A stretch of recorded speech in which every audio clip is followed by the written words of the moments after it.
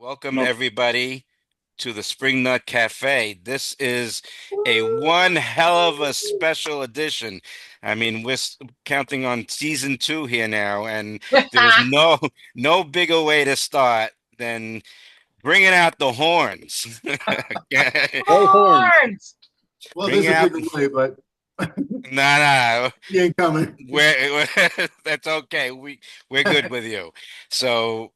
First of all, I want to introduce what we are dubbing as the Wizard of Oz, the Wizard of E-Street, the Wizard of E-Street, Mr. Ozzie Melendez. And we want to welcome you to the show.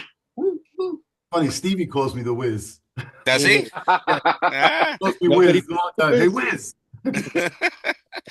So I thought, meanwhile, I thought I came up with something, but and Stevie beat me to it. Um, just want to welcome you to the show, and I'm going to let Ryan take over from here and lay down some of the ground rules and what we're going to do here tonight.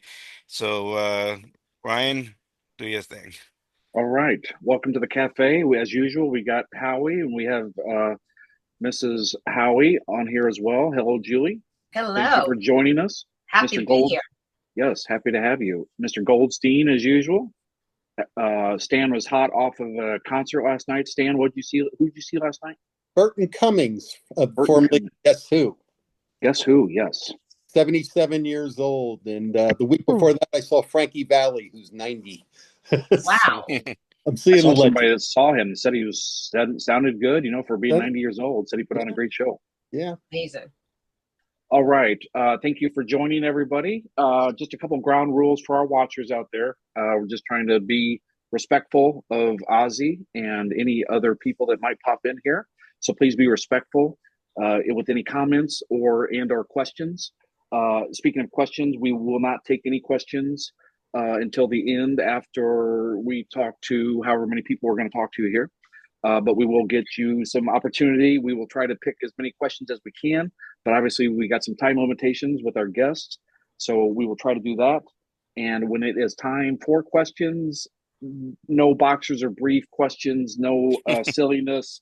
Try to ask some actual respectful questions if you could, please. So, Ozzy, thank you for being here. We really appreciate you doing this. This is not an everyday thing, so greatly appreciated. I want to know about Ozzy, the guy. So please tell us about where you grew up, your family situation, kind of how you got into music. Well, actually, before that, I'd like to say thank you to the Spring Nuts. 2.5 years I've been in the band, almost 2.5 years. And you guys, when I first started in 2023, you guys took me in right away. The new guy. Been very nice. So thank you to the Spring Nuts. You got to be guts to be nuts, right? Something like that.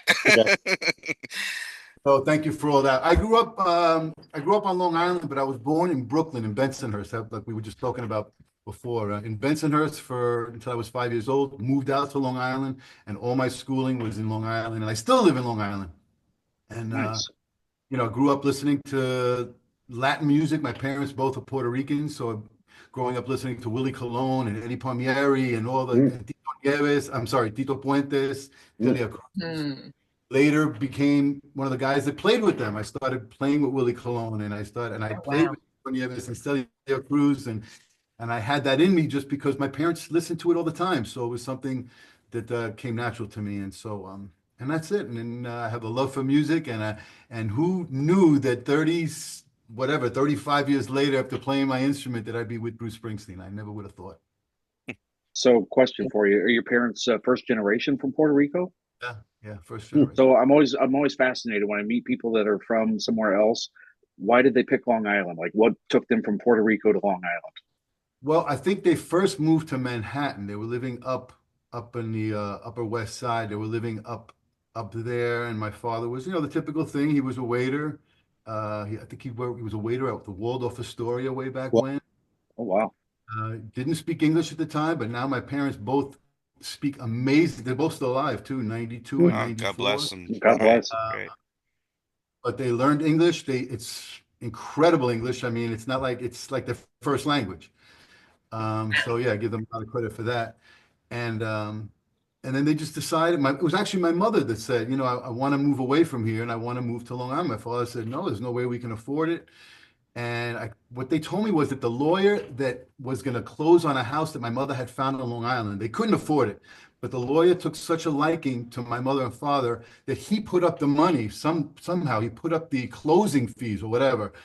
And they were able to get the house. And so that's how they got to get. Wow. Love that. All my schooling was on Long Island, which I thought was normal to have band in fourth grade and in junior high school and in high school, all great music teachers. I thought that was normal. Didn't know until later on that a lot of schools don't have those classes. They have the music program. So I was very lucky. Thank you, Mom. Yeah. Yes, thank you, Mom and Dad. So when you first started taking band in elementary school, did you naturally gravitate towards a horn? Did they tell you, hey, Ozzie, we want you to try this? Or how did that work? My best friend lived on my block growing up in Lindenhurst, Long Island, and he was 1 year older than I was. He was in fourth grade. I was in third grade, so he picked the trombone when he was in fourth grade. And so going to the bus stop, when I'm in third grade, he's in fourth, I would see him with this big friggin' case. And like, what is this trombone? So he played that for a whole year. I saw him carrying that thing for a whole year. When it was my turn, the year after in fourth grade, and they had like these assembly programs where they bring in the older people, which it's funny because I do them now. We just did one at Queens College where we do a show and they bring in 1,500 young kids. Nice. And so that's what happened. They brought in a band and I saw a trombone player and I said, well, my best friend plays trombone. I see a trombone player up there. I'll pick the trombone. That's it. So you played all through elementary school, middle school, high school, and then kind of where was the transition from all that into professionally? Were you gigging? Like, what was your? Yeah, I mean, when I was 14 or 15, I used to play at a place called Wee Scotty's on trombone with a band called Subway LTD, playing all the covers, all the 70s music. I loved it. How I got into those bars, I don't know. I was 14. Everybody else was older than I was. They were able to get in, but I wasn't of age, but they let me in and I would play that stuff. And I just loved it. I loved it. And then I went to college. I went to Berklee School of Music and kept on studying. And it's kind of something that I told myself that eventually, if it wasn't going to work out as a career, that something would tell me, you better choose something else. But that never happened. It just kept on going from one thing to another. And I think my first big gig was with Willie Colon. And he was like he's like the Michael Jackson of Latin music. He basically started salsa. He's one of the guys that, that helped produce all that great music. And my parents couldn't believe when I told them, hey, I have an audition with Willie Colon. They were like, you're not going to get it. And when I told them that I made it, I got it. They were shocked. And so that was kind of my first thing. And from there, it just kept on snowballing, which is what happens. That's how you get these gigs. It's from the people that are in the bands, in that situation, it was the bass player. I had been playing at a place called it's a place in Manhattan called the China Club. Every Monday night it was jam night.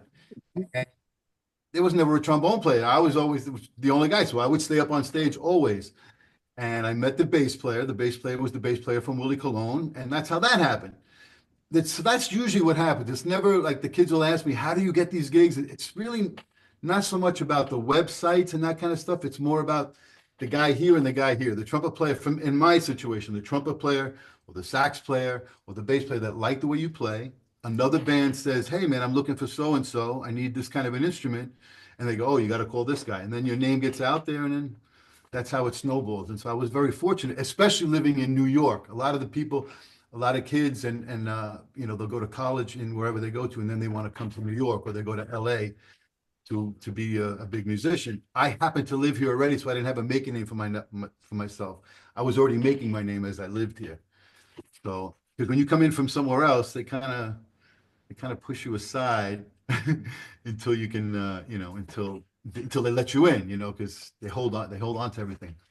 But it worked out great. I'm so happy that. My God. Did your parents ever question, you always hear this from actors or musicians are like, oh, my old man, like, they didn't want me to be an actor. They didn't want me to be a musician. Your parents always supported you, nothing like that? Never once. Never once did they say, hey, you should do something to fall back on. Never once, to their credit.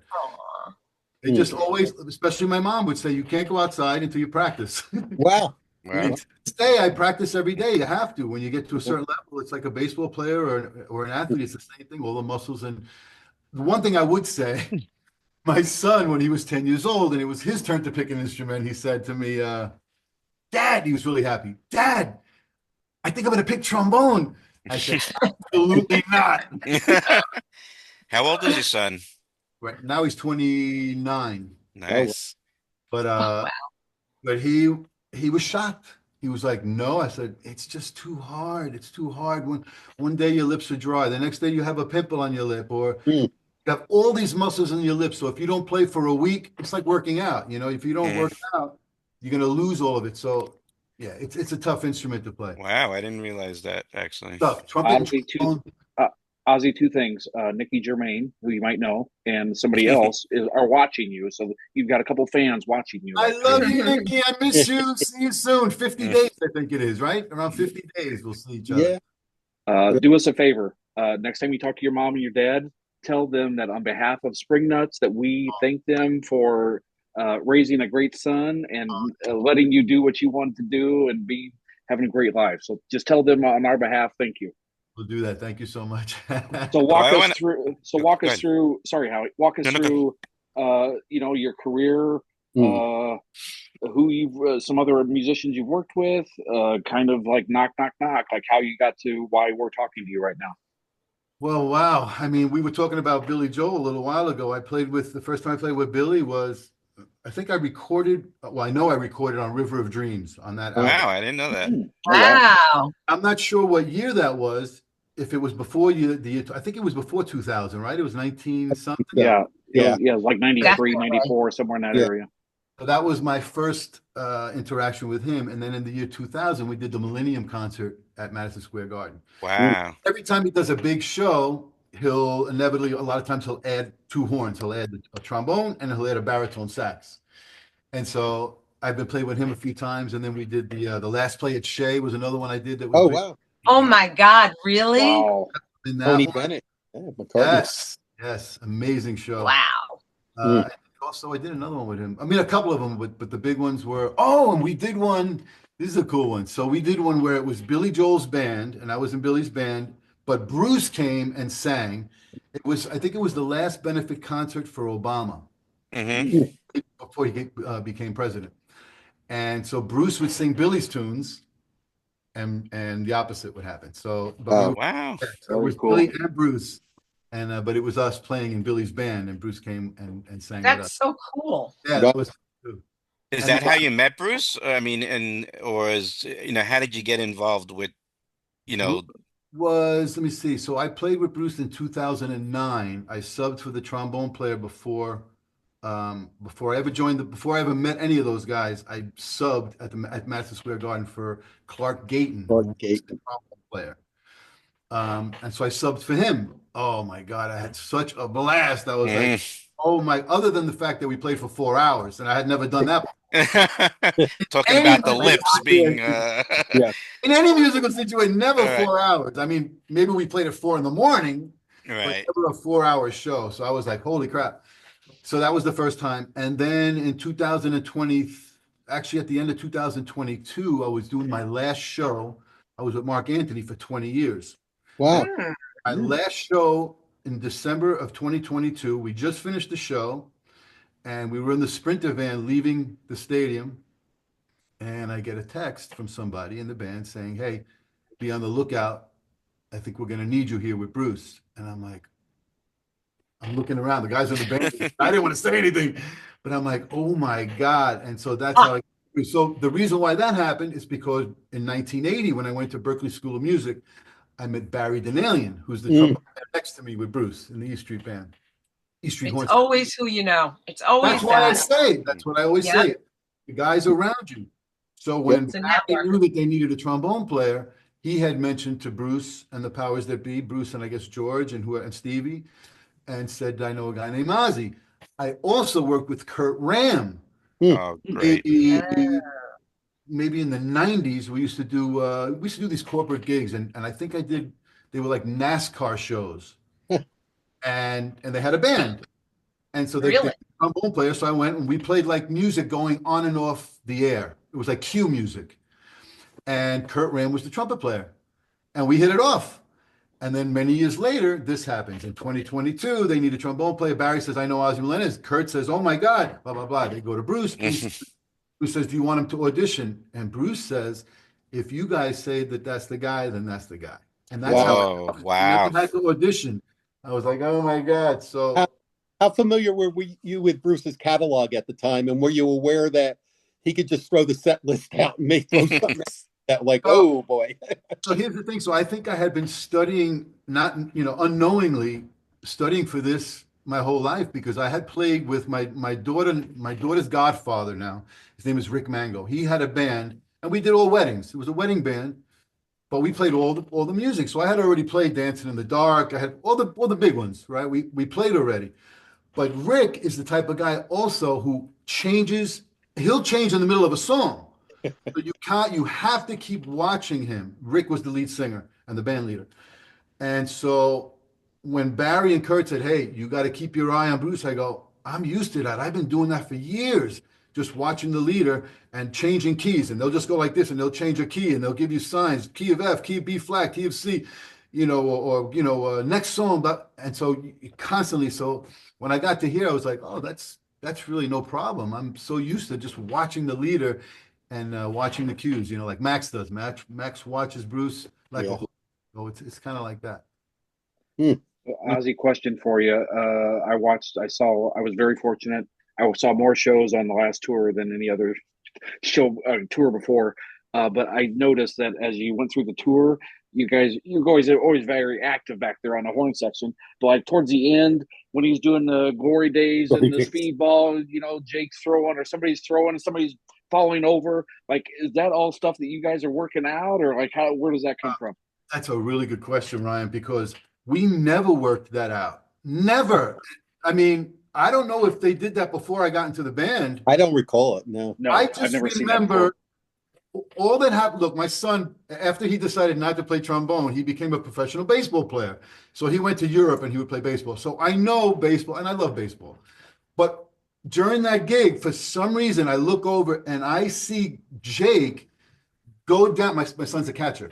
So he went down like a catcher. My instinct, since I'm all the way on the other side, was to throw a pitch. I don't know whether it was just that, and then the next gig, Barry went to hit, became the batter, and then Ed went back to become the umpire, and Kurt was in in the crowd. Like, I don't know how that all happened. I don't remember. It's a blur, but we never worked that out. It just happened, and now we do improv, baby. Yeah. It's awesome. Like, you guys are having a ball back there. Like when you guys come up on front during Thunder Road, when all the horns are down there, like it's magnificent. Like there's no other way to put it. But you guys bring so much fun and spontaneity. We appreciate it as fans. Yeah, very much. I miss it. Like I said, I think it's 50 days from now we go back. Have you traveled the world before, Ozzie, with other acts? Yeah. Sure. I mean, I played with Diana Ross. Ooh. I played with Ray Charles. I played with Billy, but Billy, I never traveled with Billy that I recall. It's just been around here. And like Wait, you played with Ray Charles? We played with Ray Charles, yeah. Studio or on stage or both? No, on stage. On stage. We played a couple of shows in Jersey. What was that like? I mean, it was unbelievable. It was. It's one of those things where if you don't. Well, and I had a problem with this because I couldn't believe that I was playing with Ray Charles, especially that first night. Because you don't get to rehearse. You have to go in there and you sight read the music the first gig. It's not like you have a rehearsal with them.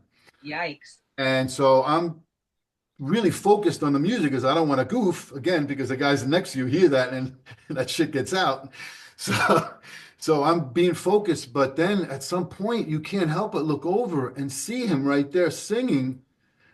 And I got really emotional, and I almost, like, I had a part where I'm getting choked up, where it was like 8 measures rest, and I'm counting 4, 2, 3, 4, 5, 2, 3. I look over, and I'm like, oh my God, and I missed my entrance. I'm like, oh my God, I can't ever do that. And I mean, I guess it's Is that unprofessional? Okay, but I think it's normal, quite honestly. I mean, that's not anybody. That's Ray Charles. Yeah, Right, right, that's why absolutely. one of Ryan's guys. That's why he's like, "Whoa, Ray Charles." Hey. Ray Yeah, Charles, yeah, stop. yeah. You blew his mind there. Let me ask you a question. So, you were talking about your parents and how supportive were they. Did they ever come to see you play with Bruce? No, During those? No. no. They've been they can't. My mother has No. Parkinson's. Yeah, Oh, I'm sorry. Okay. my father could probably make it. I mean, he still has everything here, but as far as the Mhm. walking, he still Right. Yeah. walks. Yeah. It I would be hear you. it would be tough, and the volume. Right. No. Well, I can. But they got to see me with just about everybody else. I mean, they saw me with Mark Anthony a bunch of times because, like I said, because they're Latinos, they wanted to hear that music, and so they Well, came to. there's one thing I wanted to say is that, and I remember this vividly, by the way. We Julie and I were at one of the Teach Rock events in the city. And you and Anthony and Curtis and a bunch of other people were there, Stevie and what. And not only you weren't just playing, no, you got some chops there. You you could sing. Oh, oh, Oh, that wow. event, yeah, that event. Oh, we have so much fun with that. Oh my God. It was a lot of fun to watch, and you really can sing. You have a voice. It's great. I I used to didn't. sing a lot. I used to sing a lot, a lot. I used to sing a lot, but I don't sing very much anymore. So it's a little tougher for me, and I lost my range. But we have that band. We're still doing that, and yeah, me, Curtis, and we put that together in one rehearsal, that whole night worth of Oh, music. Stevie couldn't believe it. Mm, Stevie was like, "You had one rehearsal and put all that together?" mm. Ran the gamut. We played rock, we played funk, we played Latin, we played yeah, Yeah, we no, yeah. it was really good that night. It was a lot of fun. You guys were having a blast.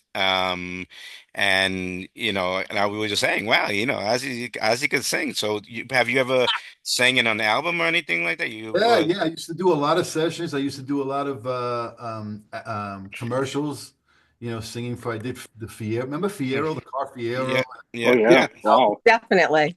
Mm. in Southwest Airlines and oh my God, back in the day I did a lot of those. Did a lot of commercials. mm, And I did a lot of solo stuff as well. Um, Wow. I mean, that's just it's fun to watch you guys on stage for sure. And I mean, all you guys. And so speaking of such, Ozzy is I was gonna say is like, if anybody was at the Serenade, I was just gonna bring it like this.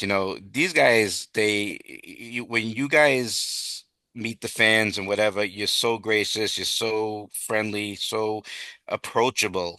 And I've seen this all over. I mean, even at the shows we weren't at, we've seen all these pictures and whatnot. And obviously, uh, the person that we associate with you a lot decided, Ozzy, when I asked Ozzy if he wanted to do this, and I just said, Ozzy, let's do the cafe and let's talk with you and whatever.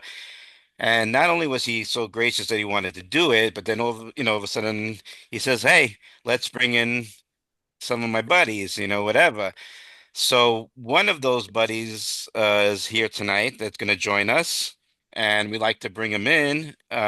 So if we can, we there he want to is. bring in the love man himself, Oh my goodness. Anthony Almonte. how you doing? Hey, What is happening? What's going on, y'all? oh, he's smiling. Oh, he's smiling. Yeah. It's Anthony, good to where see you are you? guys. Where are you? I'm finally back in New York. Oh, you were, because I know I think you were like in somewhere in the witness protection program somewhere Uh, out there. So, it's good to have you back, and it's good to see you we guys. want to Thank welcome you. you to the cafe, and thank you once again for doing this and joining us tonight. The group is super excited, and I know I could see the girls are all lighting up. I see a whole bunch of hearts that are floating all over the place right now. A lot of happy ladies No out offense, there. Ozzy, you got a lot, but this thing just went off the charts, and He's a little oh, younger than I am, a little bit. No, it's all right. And oh, actually, look, I see Julie put a couple of hearts on there too. Right. Oh, there we go. How's my hair, guys? Is my hair okay? Looks, Yeah, looks you're perfect. great. Well, welcome, Ozzy. I'm gonna, I'm sorry, Anthony. I'm going to also introduce you to our hosts as well, which you haven't met yet. Um, Ryan Hilligoss, runs the show for us, and we have Stan What's up, Stan? Goldstein, and we have my lovely wife Julie, Of who you course, know. Julie. And again, welcome to the show, and I'm going to hand it back over to Ryan and do your thing. Anthony, Awesome. thank you for being here. We know you don't have a lot of downtime. You've been on the road for 3 years now, off and on for parts of 3 years. So we certainly appreciate you taking the time to join us. We want to get to know you, not necessarily from Bruce and the band, but just you as a person, you as a musician. So as I asked Ozzy, kind of just tell us about yourself, where you grew up, your family, kind of how you got into music, that whole thing. Yeah, beautiful. First of all, it's a pleasure to be here. Anything for the spring nuts. Um, and how did I get here? I'm born and raised in the Bronx, New York, to Puerto Rican and Dominican parents. So in my household, there was a lot of salsa music, a lot of Latin music, a little bit of James Brown, and I started picking up percussion, which is a question I get asked pretty often. It's like, did I pick up drums first and then head over to percussion, which I guess tends to happen more frequently. But the answer is no. My first instrument are the congas, and that is my favorite instrument by far. Um, so I started playing when I was 6. I started playing live in the New York scene, Bitter End, Kenny's Castaways, all these venues down in Bleecker when I was about 12, 13 years old. Wow. Um, uh, yeah, Wow. it was I was exposed to it pretty young, which is fantastic. I went into this music program called Ligon Music School, which they focused heavily on the live performance aspect, being a showman, kind of looking live on stage as opposed to just playing and sounding it, which has been huge in my career. And So yeah, that's where I'm from. I often go back to Puerto Rico and visit family over there. And as some of you may know, I also do a lot of Latin music. There's another side of my life where I'm a Latin singer, and a lot of people from that world actually had no idea that I played percussion for rock and roll artists up until Springsteen and the E-Street Band. At that point, it's like everyone finds out everything. So that's pretty cool. So yeah, that's a little bit about me. So how did you? I was at the event at the Asbury Lanes in September, August last year, whenever that was. You were in school, correct? And you were about to have one career, but then something magically happened. And Yeah. please share that story. So yeah, that was a funny reaction from everyone, which was that was great. So I told the story which is very true. I was studying to receive my MBA, which I eventually got. I studied business administration, got uh, a focus in corporate finance, if people can imagine that. And Smart. at some point, And smart too. there's a lot of things that I learned in that program I still use, Ain't as you all can looks. imagine. So, you know, as many people can imagine, it can be tough being a musician or an artist, of any trade. It's not kind of a sure thing at all, especially when it comes to the finances and stability.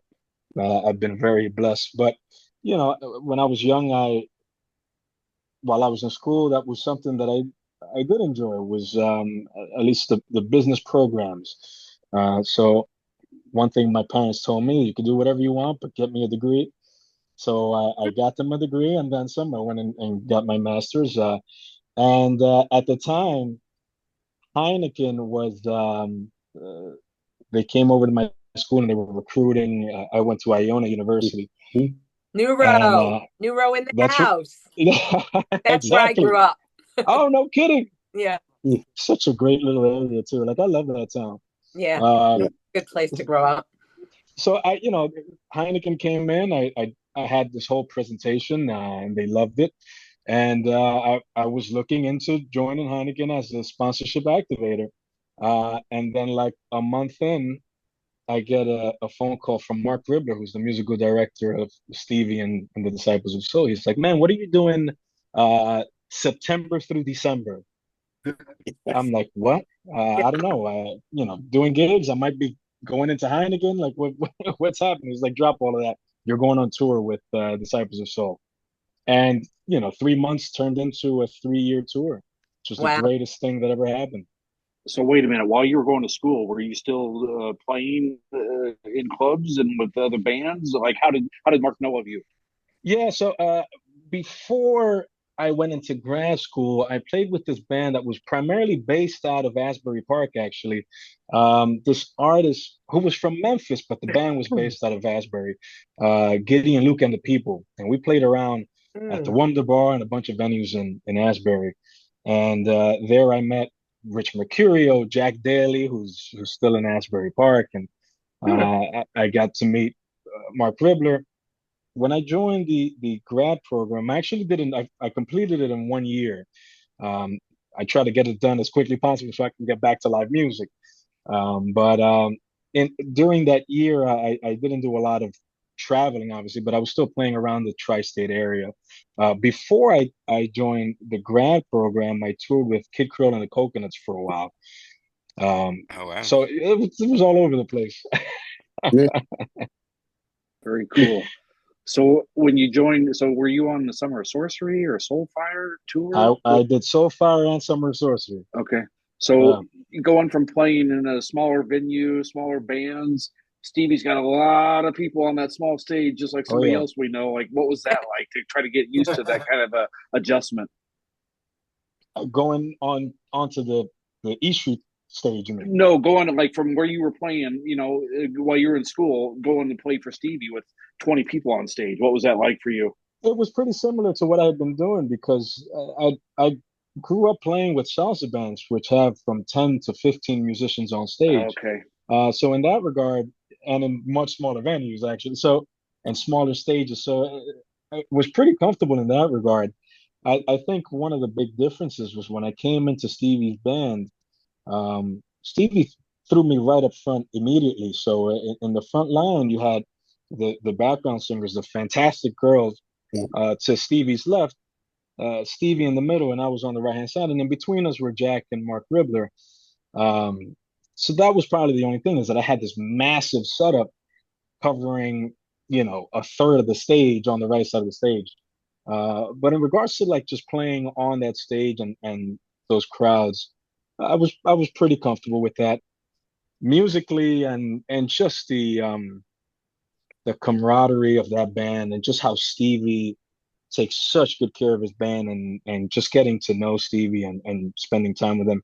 That was the most special part of it all. Anthony, I'm not insulting you, but when I saw Stevie 3 times on that tour, those girls, man, like they are off the charts. They never stop moving. They're swinging. Like, man, I could not take my eyes off of them. I'm just like glued to those girls. And they sing like, I mean, they're just they're overall fantastic. I understand why no one would look at our side of the stage. They were just that good. Julie did. There we go. I got somebody. Yeah, I did. He's right. So tell us about making that transition from Disciples to where you're at now. It actually is. It was obviously it's a huge life-changing thing, and honestly, going into Disciples of Soul, I mean, that's where everything's just kind of started to click. But getting on that stage with the E-Street band is, as you can imagine, is pretty intense. My first rehearsal, Ozzie wasn't, like, the horn players weren't there, nor the E-Street choir. So I'm walking in, and I'm by far the youngest in the room. you know, and it was my first time meeting uh literally everyone, Nils, Max, Roy, Gary, the only person I knew. I spent just a couple of hangs with Jake, and obviously Stevie. So once Stevie walked in, I was like, okay, I can breathe a little bit. Then he took me around and introduced me. And I think that's one thing that made me super comfortable. It's just having Stevie there, just kind of making sure I was good at, and she just had my back. I knew that if I had any question, any doubt, Stevie was there. And then when Bruce showed up, which I wasn't expecting at all, I was thinking we were going to rehearse and I'll see Bruce next week or something. I mean, he showed up to every single rehearsal. And he made sure, he's like, he turned around and just made sure that I was very comfortable. The funny thing is that he gave me a list of songs, and obviously his catalog is massive. So, when we did the soul stuff and we were on the Jimmy Fallon show, Bruce gave me like a list of tunes to kind of get prepared. And so I learned those tunes like the back of my hand. I mean, like I could sing the damn things, Yeah. So we get to rehearsal and I'm like, come on, throw it at me. I'm ready for you. I got this thing down. He calls out a tune that I'd never heard of that was not on my list. I looked at my list like 4 or 5 times. I'm like, I can't will it into my my iPad list. So Yikes. I worked my way, Max looked at me, he saw what was happening. He's like, I got you, just look at me. But it was fantastic. It's just literally, it's one of the greatest experiences, just you learn so much just being around all these guys. And not just like, obviously the core guys, but everyone. Like I hang out with Ozzie a ton and I just kill him with questions, especially on the first year of the tour. I was just like, anytime we go out to eat, I'm just asking him questions about this trip and that trip and this band he's been with. Just you learn and you just mark these things down. These are the things you don't forget. Yeah. Your When did friend, Anthony, go ahead, Sam. Go ahead, Sam. when Yeah, did you sorry. find out on the song E-Street Shuffle? You and Max have this back and forth. When did you find out that I got a big part in this song? Mhm. I knew of the song before going into rehearsal. That was one of the tunes that Bruce kind of gave me a heads up on. But I didn't expect to rehearse it the very first day, and we did. The very first rehearsal, we jumped right on it, and that's when we started like kind of tweaking out and changing a few things because they played it slightly different whenever it was in the band. Right. Like I have that outro, and in rehearsal, I was a little uncomfortable. It's like, all right, I'll play just a little something quickly, and that's it. And Bruce is like, no, go for it. This is your moment. Like, all right, all you gotta do is Wow. tell me once, and I'm gonna run with That it. was in the documentary, right? That whole Yeah. Yeah. There was and that was the very first. yeah, those are the first rehearsals for that. I think in the documentary, you guys were already. That might have been like day 2 or 3 when you guys came in. Yeah, that Yeah, is. We watched the documentary. That is in there. Yes. So did you and did Anthony, did you and Ozzy meet through the Bruce connection, or did you know each other beforehand? I knew of Ozzy because Ozzy in the salsa, he's not gonna say it, but in the salsa world, Ozzy's kind of a big deal, like in regards to horn players. So I knew of him for a while, but this was the first time I got to like spend time with him. But we have a ton of mutual friends, so I knew plenty of him. Right, but then you got this bond that like, you're like freaking frack. Like you guys are always together. So it's like Nobody else to ride the scooters with me. right. He's the only one that'll ride the scooters. Did you tell him the story of when we were in where were we, in Rome or something like that? There was this massive crowd outside of our hotel. I mean, just a huge crowd, and police is kind of like splitting them. So there was no one on the street, but they were all on the sidewalks. And I mean, it was packed. There was easily, I don't know, maybe 100 plus people out on the sidewalk. And Ozzy goes zooming by on these scooters, and everyone just starts cheering because they couldn't believe it was us. Well, that's you guys totally deserve it. I'm actually want to take a moment, just because to speak about what you guys did for us, okay, at the Serenade, and it has to be said. So first of all, and I hope Nikki's still on because um, you know, obviously when we were doing the serenade, we wanted to do something, big. We knew that you guys were, we coincided our serenade with the tour, and the tour was playing at MetLife. So we were lucky to get a venue that was right across the street from, MetLife. Usually we do it in Asbury, but um it didn't make sense to go back and forth, so we wanted to keep it local. So when I was talking with Nikki, Jermaine about this, and I said, she had that amazing book, um, we said, why don't we do something together? And, she was all for it. And then she said, I'm going to bring some of my friends with me. And they told me about, Anthony and Ozzy.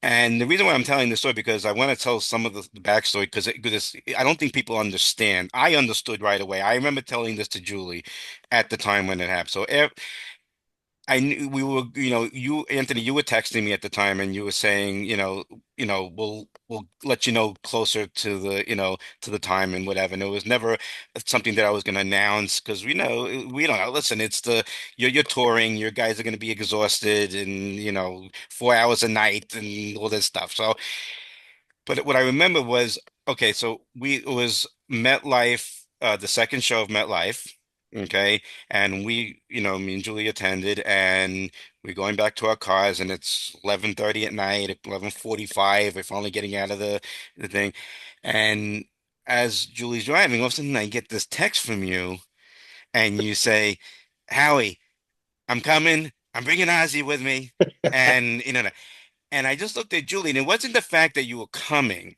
It was the fact that I'm like, these guys just finished playing a show for 4 hours. Okay. Bruce drove them like down to the ground, right? So, right. And I'm like, and you would think the last thing that's on your mind is spring nuts and fans, you want to chill out, you want to go back to your hotel. Text me tomorrow. We still had a day before the exam. You texted me right after the show. Yeah. Okay. And I just looked at Julie. I said, "Oh my God." I mean, that is incredible to me. I'm like, and like he could have waited tomorrow. It was not a big deal, it would have been fine. And, so that was on. So I said, okay, great. You're coming. The next thing was, so obviously Nikki brought Gary and it was a huge, thing. And again, must be said, Nikki and Gary were just so amazing at that event that it was a huge success. And then when you guys came, I remember you texted me, we're going to meet you in the parking lot. And again, didn't tell anybody. And when I, met you guys there, and Annie was there as well, and it was great. And so I come and then people are looking like, is that the same thing like you're saying about the scooter? Is that them? Is that them? And then I remember bringing you up, into the thing, and everyone was like Oh bugging, yeah. bugging out. Okay, literally bugging out. And I actually have a clip I want to play for you because I want to. It's really good. I hope I don't screw this up, so bear with me. The Oh technology. man. No. It's actually nothing that is gonna be whatever, but it's actually when I brought you up, and I brought Yeah. both of you guys up to the floor where Nikki and Gary were, and all these spring nuts and these shirts, and a flood of shirts and are up there and again, that's bugging out, and then all of a sudden they broke into this, and I just want to see if I can share this. So give me a second. As hopefully I could do this. Uh, it's gonna be a little bit of a delay, so just give me a second. Howie, while you're waiting on that, Ozzy and Anthony, you're getting many comments about the video clips that you guys were doing. Somebody said they loved the driverless cab. How did that whole thing? Who came up with this? Do you guys sketch this out? Who Is else? this like a SNL writing that you go into a room and write this stuff together? Like what's going on That Ozzy, you answer that one. was spontaneous. I don't remember. So that was the autonomous car that we got in. Was that with you, Anthony? Or was that with Barry? I think it was with No, Barry. that was with Barry. Yeah, yeah. It was with Barry. Yeah, Barry didn't want to do it. He went Neither into did I. for a hat. He wanted to buy a hat. So we went somewhere. We took an Uber somewhere really far to this special hat place. And no hats look good on me. The only thing that kind of looks okay is a baseball hat like Howie has. Other than that, so I had no interest. So he's in the store and he's looking at the hats, and I see these things going by, and I'm like, I want to try one of those. So he comes out, and I already booked it. You have to get an app, and you have to book it. And he's like, I'm not getting it. Come on, it's going to be great. We got to do it. Come on, at least we can say we did it. We did it. So the thing comes, we see it coming down, and it makes a left across the street, like it was in a totally different place. We went over there. Then I didn't know how to open the door because there's no handles. So I'm like, how do you open it? I think I'm thinking it's gonna like drive away eventually, but you have to open it from the app. P.S. We got in the thing. It was incredible. It was smooth. It was, everything that you want is in there except for, you can't drink in there or anything like that. But I mean, it had like all kinds of music, and it had, it was great. And before you knew it, we were at the hotel, and we were both like, wow, that was pleasantly surprising. She's shaking her head like, I'll never do it. I'll tell you what, we thought the same thing at the beginning. I just wanted to do it. I didn't think I was going to, not that I fell in love with it, but I was pleasantly surprised how calm it was. Like it was no herky jerk. Everything was like, I mean, after a while, we forgot we were in the car. We were just talking. Next thing you knew, we were at the hotel. No driver. Oh, yeah. That's right. Oh, no. It was pretty good. You are here. All right, so I'm going to share this video. This is when we brought you up, okay? And, hopefully this works the way it should be. Maybe a little bit of a delay, but it should do it. So bear with me. Oh, look at here.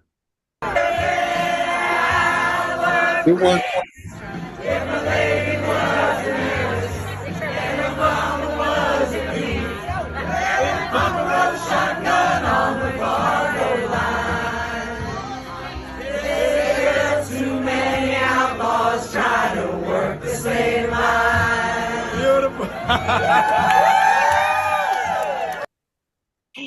Fantastic. So let me just get out of that.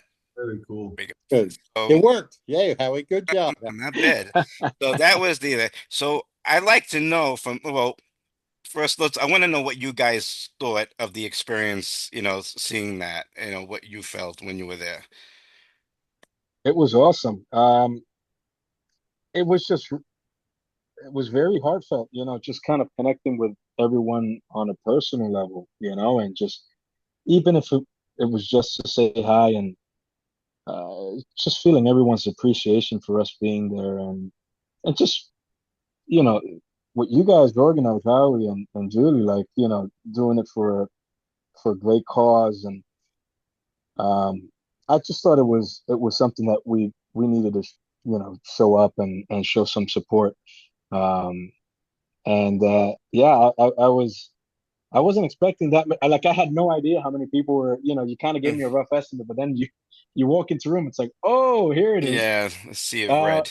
But it was fantastic, and we spent some time taking pictures with everyone, and it was just beautiful. You didn't spend some time. You spent several hours. You spent several hours. Okay, which was the second part of my thing, and this is what So we just expected you to come, say a couple words, take a group photo.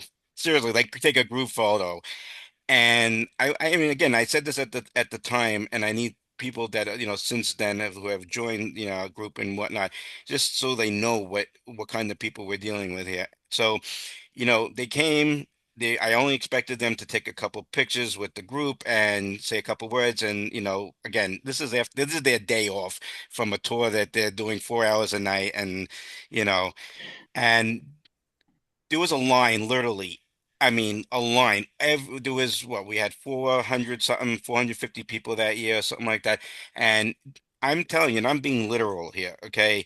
They stood outside and took pictures with every single person that was there separately, to the point where I went over to Anthony and Ozzie and I said, listen, guys, we don't expect you to do this. I don't want you. We felt terrible. I mean, she goes, no, I remember you coming on. He said, we're good. We're good. And I remember coming to Ozzie after to tell him, and I said, Ozzie, after when it was all said and done, I said, you don't know what you've done, because I was hearing people coming over to me, and you guys think you are, backup guys, and I say that respectfully, obviously, but not the E-Street band or whatever you want to call yourselves, but the reaction of the people that you took the pictures with, okay, and that you spent the time to actually talk with them, even if it was 30 seconds, whatever it was, you were engaging, whatever. They were coming over to me with tears in their eyes. Okay, I mean how affected they were and how appreciative they were about this whole thing. And I remember telling Ozzy, at the time, and even he got teared up a little bit. I tear up easily. I know. I actually I learned that, by the way. I thought it was a special moment, but then I realized this is like an everyday thing. So I'm quick. yeah, you just laughing. So but it was something very special, and that's why to this day, it's one of the greatest moments for me personally. For a serenade, um, you know, and I can't thank you, Anthony and Ozzy and Nikki and Gary for that day, because that night I should say, because it was beyond. And then it's the funny thing. I'm just so when you guys came out for MetLife 3, okay, and you guys came out. There was spring that's cheering you guys on, like they felt like they know you now, and For me, it's different because playing as long as I've been playing, right? Usually, the audience is always watching the lead singer.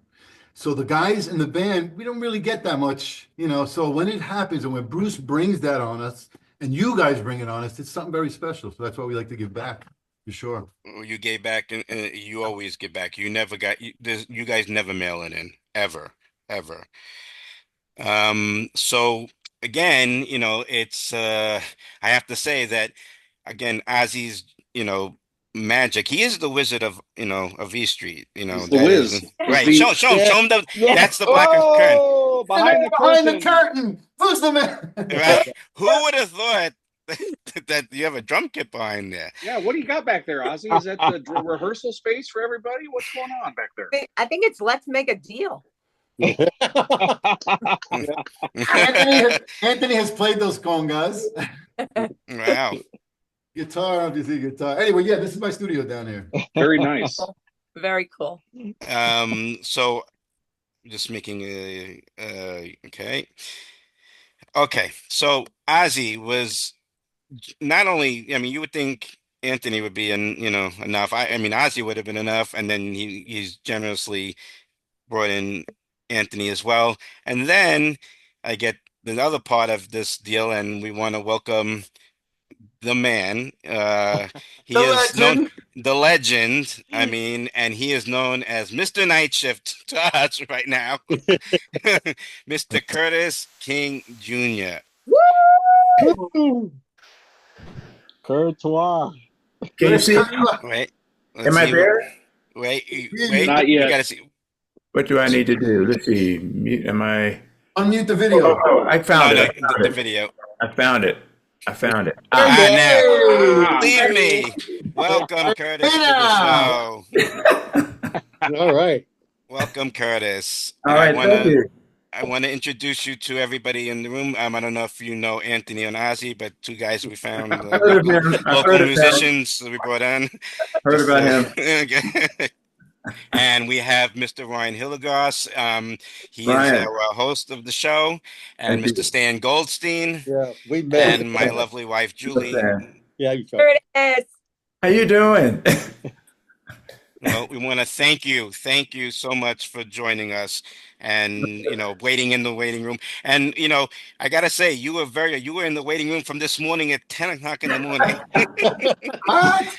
That is exciting. That is someone that is excited. You saw me, right? You saw me checking it out to make sure I was okay. That is diligence right there, my friends. Well, welcome to the show, and I'm going to hand it back over to Ryan. Curtis, thank you for being here. We know that you're a busy man with a lot of demands of your time, so we appreciate you being here. As a longtime fan, I can just say on behalf of everybody, for all the Spring Nuts, for all the Springsteen fans out there, you're one of the highlights of the show, along with the Horns and Anthony. I saw a lot of shows on this past tour in the back. I love the back. I'll never go out front again. I'm always in the back. So seeing you guys, like seeing you from the front is one thing, but seeing you from the back, You're Yeah. constantly moving. There's no stopping whatsoever. You're constantly on the move, and you don't see that from the front. So it's just amazing to see how much you guys are doing all at the same time. But this is truly an honor for me to be talking to you. So we appreciate you being here.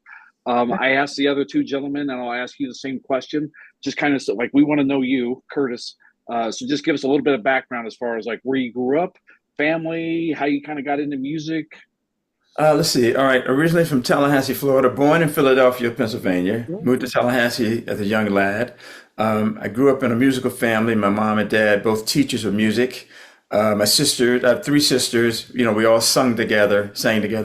I was always interested in playing instruments, playing guitar, drums, you know, bass. And French horn was my main instrument coming up, you know, when I was coming up in through grade school and high school. Music was it's like, I'll say Earth, Wind and Fire. They were like, I love those guys. When I first ever heard them, I just said, that's what I want to do. That's who I want to be. You know, James Brown, Crosby, Stills, Nash and Young, because I was hearing a lot of music. I don't know if you heard of them, Anthony, but I heard, you know, a lot of that kind of stuff. You'd be surprised. Anthony's an old soul, you know that. I know. I'm just going on 65. Come on. I know you are. I know exactly.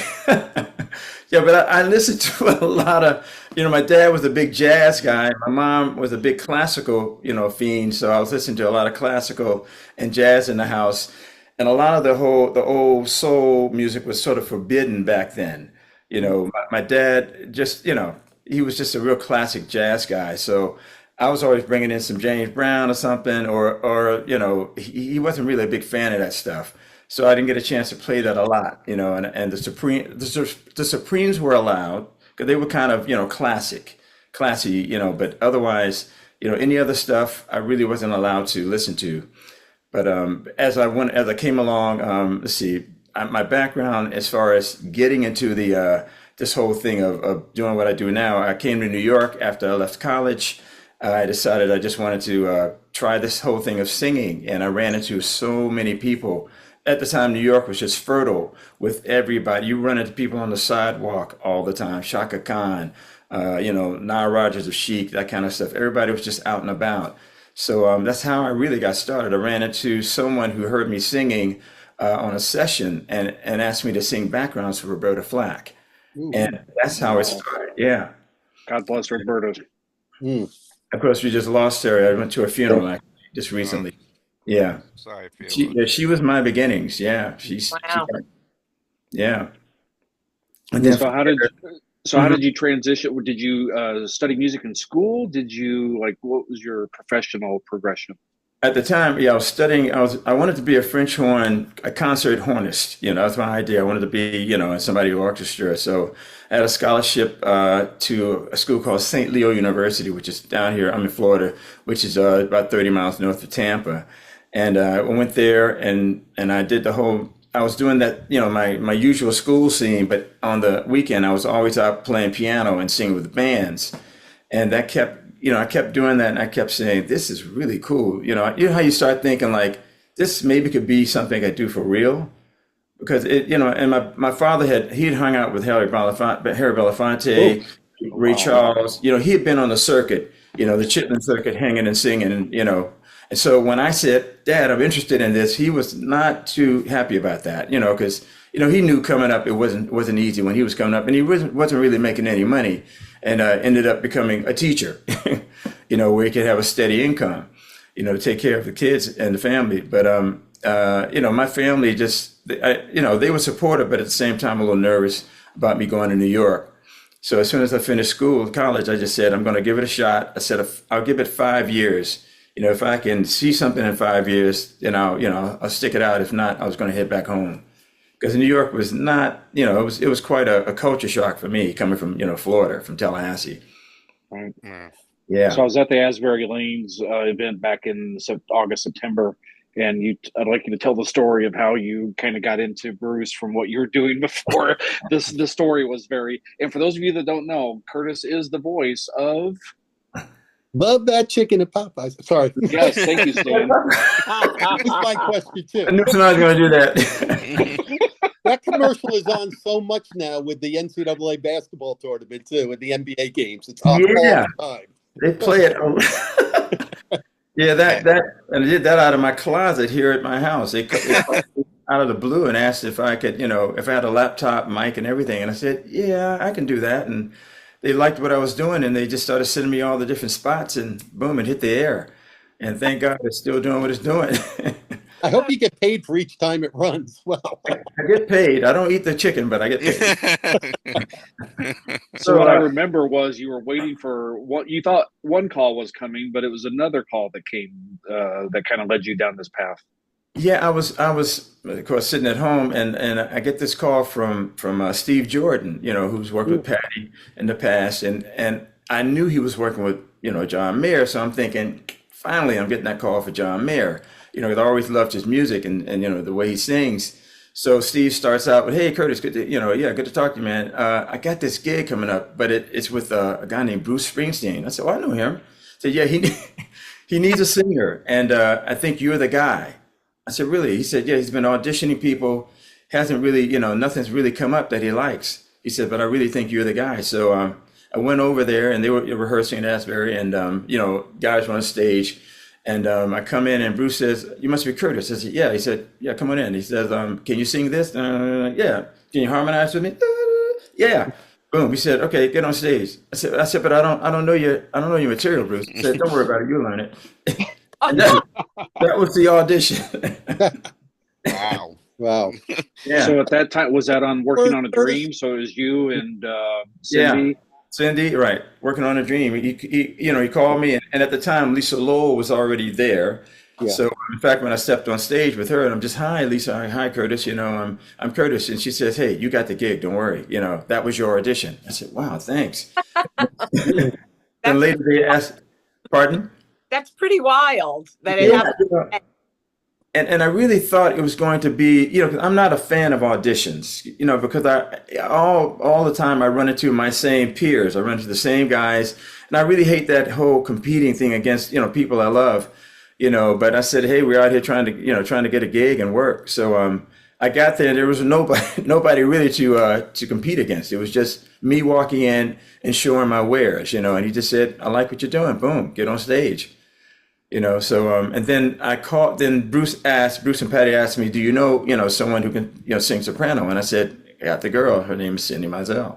Wow. It went from there. Yeah. Nice. That's Cindy is one.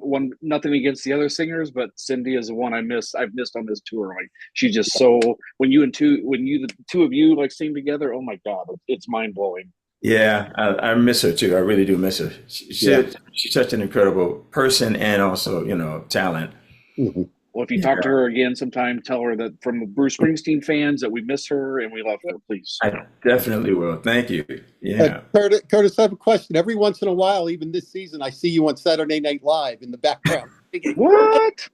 I think there was even one a few years ago too. I saw you. How does that come about? They call you up, say we need a singer. I have to thank first Janice Pendarvis. This is going back to 1978 when I got called. She called me to come in to sing backgrounds for Denise Williams live, on that show, and that started my whole journey with SNL. And I mean, I've been doing that since '78, and Belushi time. Then I was just there before the 50th anniversary show. I did 2 shows, just then, with Martin Short, But it's like once you get it, of course you come in and you do a great job, then they're going to call you back. And I've been real blessed to met so many great people on that show. And it's just, let me tell you something, they are the same people there for the last, 50 years I've been seeing, Wow. they've been working that job. That's their home, Yeah, it's incredible. Yeah, it's always nice to see you. I usually take a screenshot and post it on Spring Nuts. Like, anyone else notice Curtis? There was We notice everything, Curtis. Wow. That's our job. Yeah, wow. Thank you. If Letterman were still on, you still see me on Letterman because I was doing a lot of Letterman. Wow. I did, just about every artist that came through there, I was backing them up. That was like, a staple for me. Mm-hmm. And you, for Saturday Night Live, is it something you have to start on Thursday, or you just go in on Saturday with something like that? It's funny. Each show depends, and singers seem to be the last on the list because we also go in, we do pre-records for commercials for the show. We also go in and we become part of the one of the characters in a skit. They want us to sing in the skit.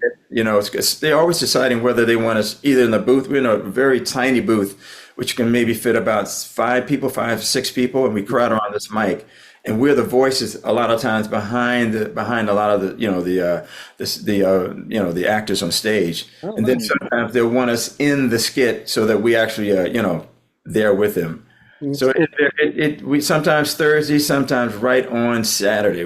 They'll send us the material. We'll learn it at home, and then we'll just go in and rehearse it on Saturday, then do it. Yeah. Very good. Yeah. Curtis, I wanted to say something to you, and then I'll ask you a question. Road Diary movie, I thought was beautiful. Everything Tom Zinni does is great. Like from day one, Tom's been fantastic out of the park. Road Diary, I thought to me was kind of Tom and Bruce's love letter to the band, to yourselves, to the crew, to the text, to the road. Like that was a love letter to what makes the show work every night. Yeah. So when there was a couple times I choked up many times. I cried. I love live music, obviously, but Bruce to me is like Bruce is my guy. And when I say Bruce, I mean the whole thing, not just Bruce. The band, the music, everything.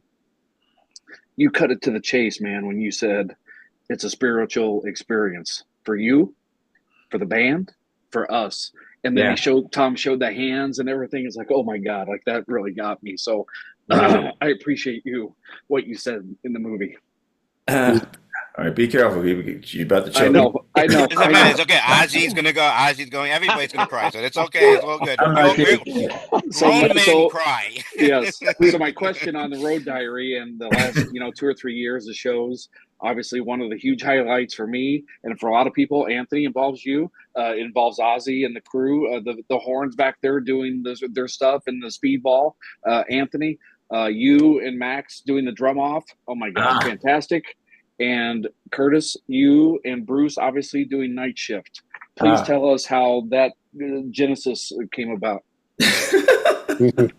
Good way to put it, genesis. Well, I mean, this, of course, here's the song. We do it, we record it, and now we're going to do it live. And when we first started doing it, I don't know if you've noticed as it's come along from the very beginning of us doing these shows, 2023, Bruce never told me what he wanted of me except to come. We're going to sing. We're going to come down. We're going to sing together, and and move and dance, and that was basically it.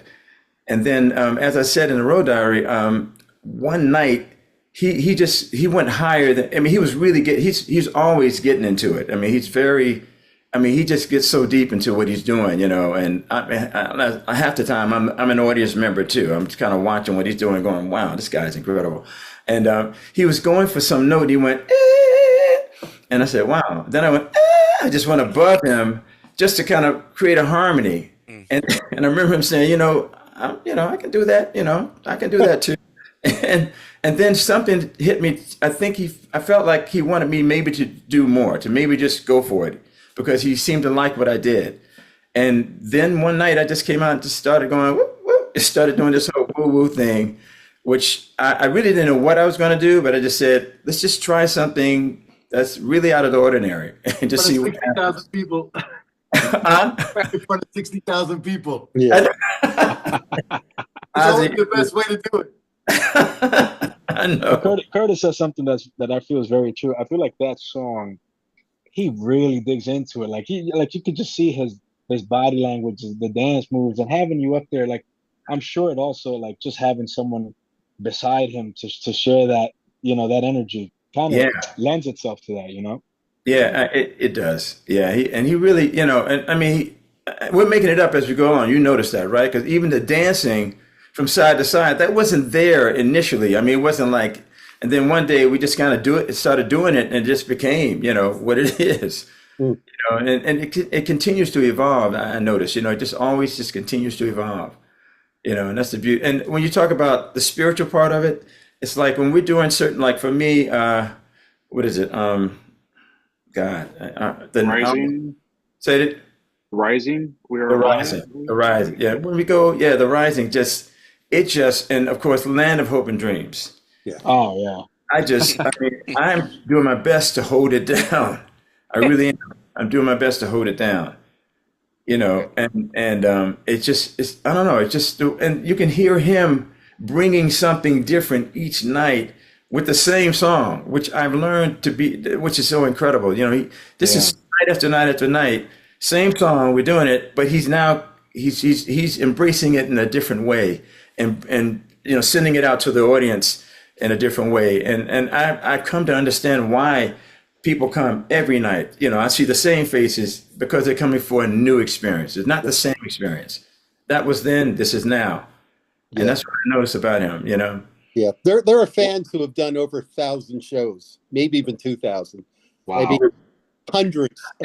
And exactly, Curtis, you hit the nail on the head. That's why they want to be there every night, because they never know what it's going to be. Unlike some shows, which maybe you've even been on tour with, is the exact same set list night after night and the exact same stories. And like, we've loved Bruce for years. Yeah. It's funny when you talk about the same set list. That was going back, I think, 2023. We were doing the same set. And then I'm walking through the streets of Rome, and a couple of fans come over to me and they said, "Are you guys going to change your list around?" Oh, God.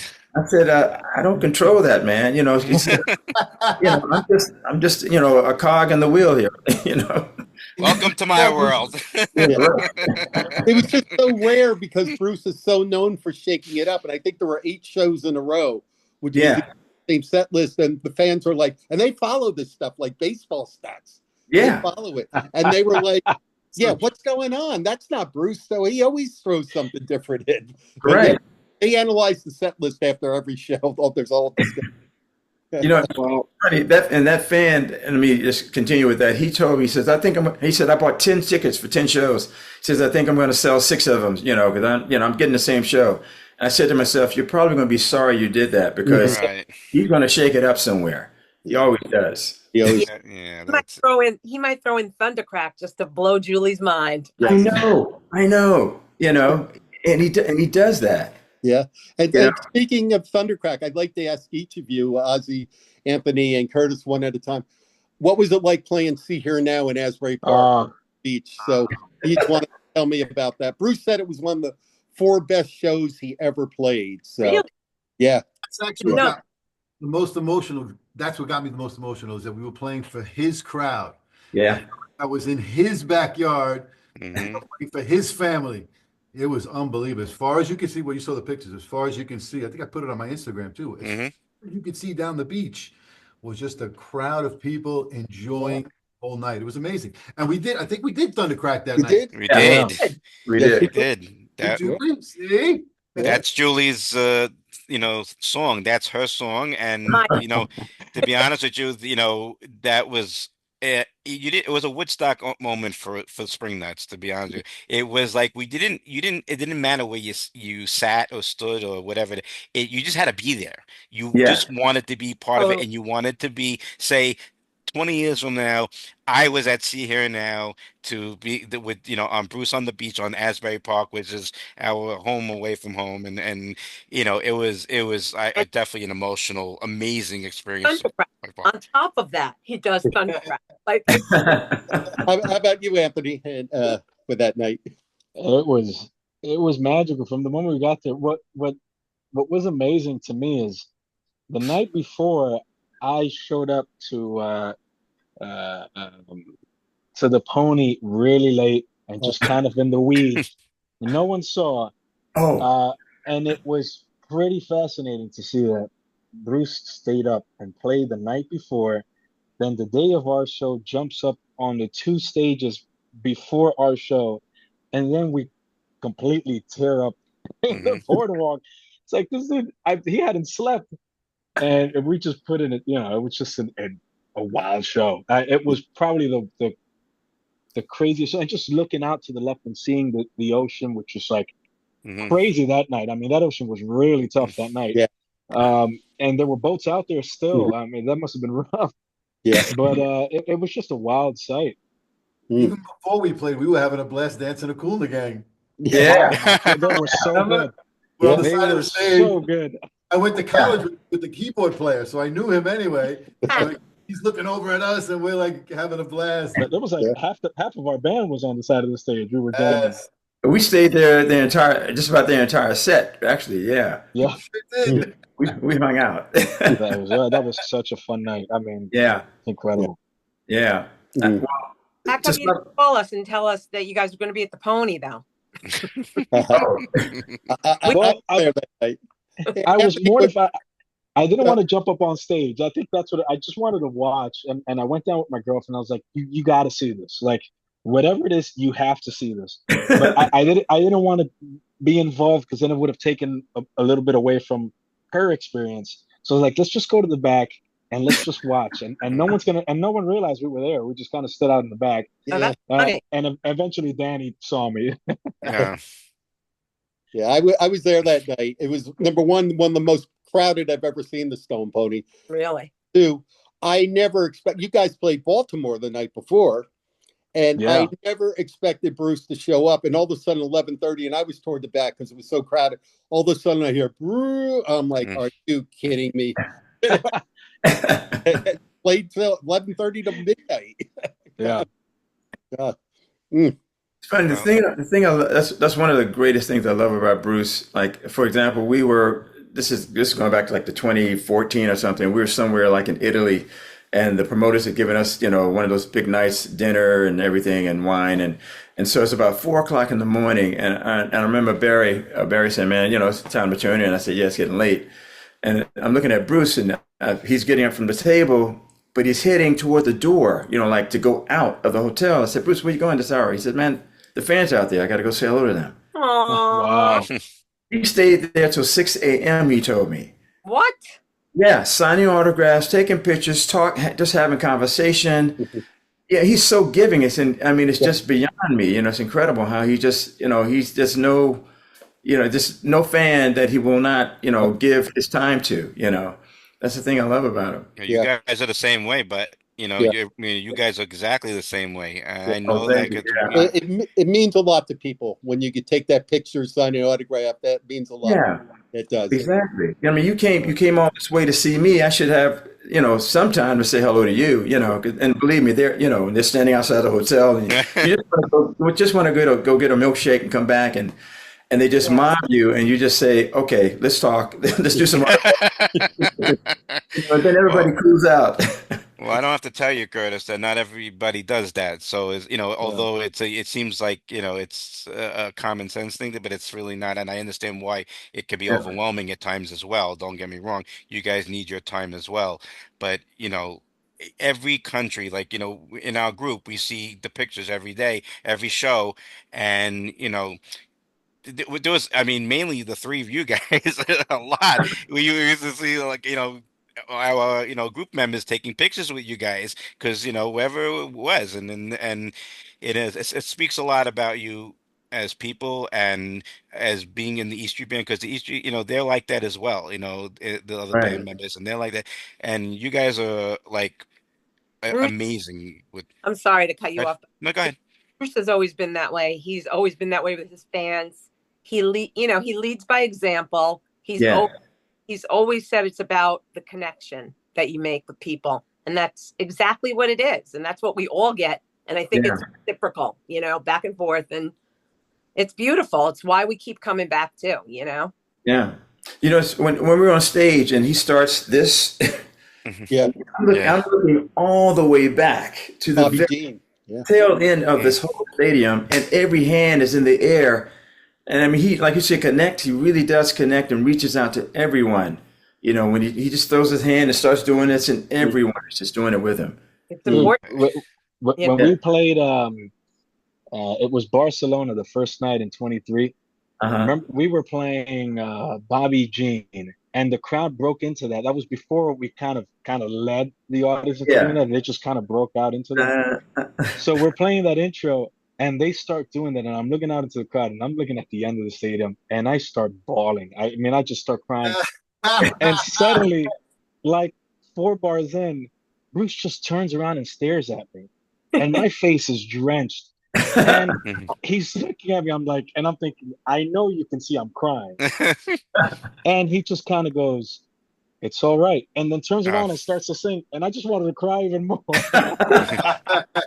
thought he was gonna Right. maybe.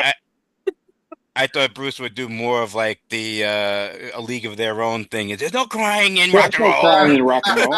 There's no crying in rock and roll. No crying on E-Street. Oh, There's no crying on he E-Street. made me cry hard. Funny He you had me mentioned in that tears. first show in 2023 in Barcelona because I just put that one on my Instagram. I saw that, yeah. That's what I thought of today. I'm like, wow, we're going back to Europe, and that's Yeah. what it was. That first show was amazing. That show was. It was, yeah.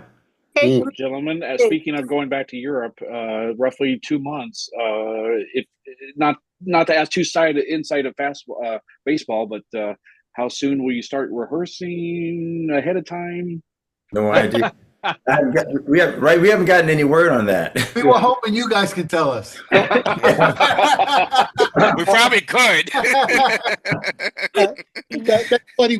I ran into one of the crew members in my local supermarket. I live at the Jersey Shore.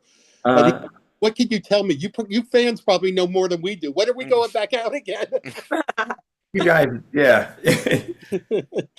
It's called spring nuts for a reason, by the way. It's not just like we, you know.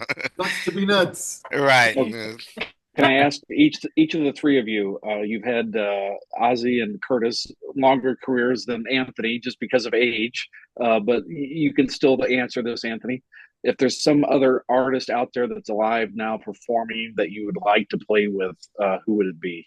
Ooh, good question. Oh, You guys go ahead. Come on. That's why we pay him the big.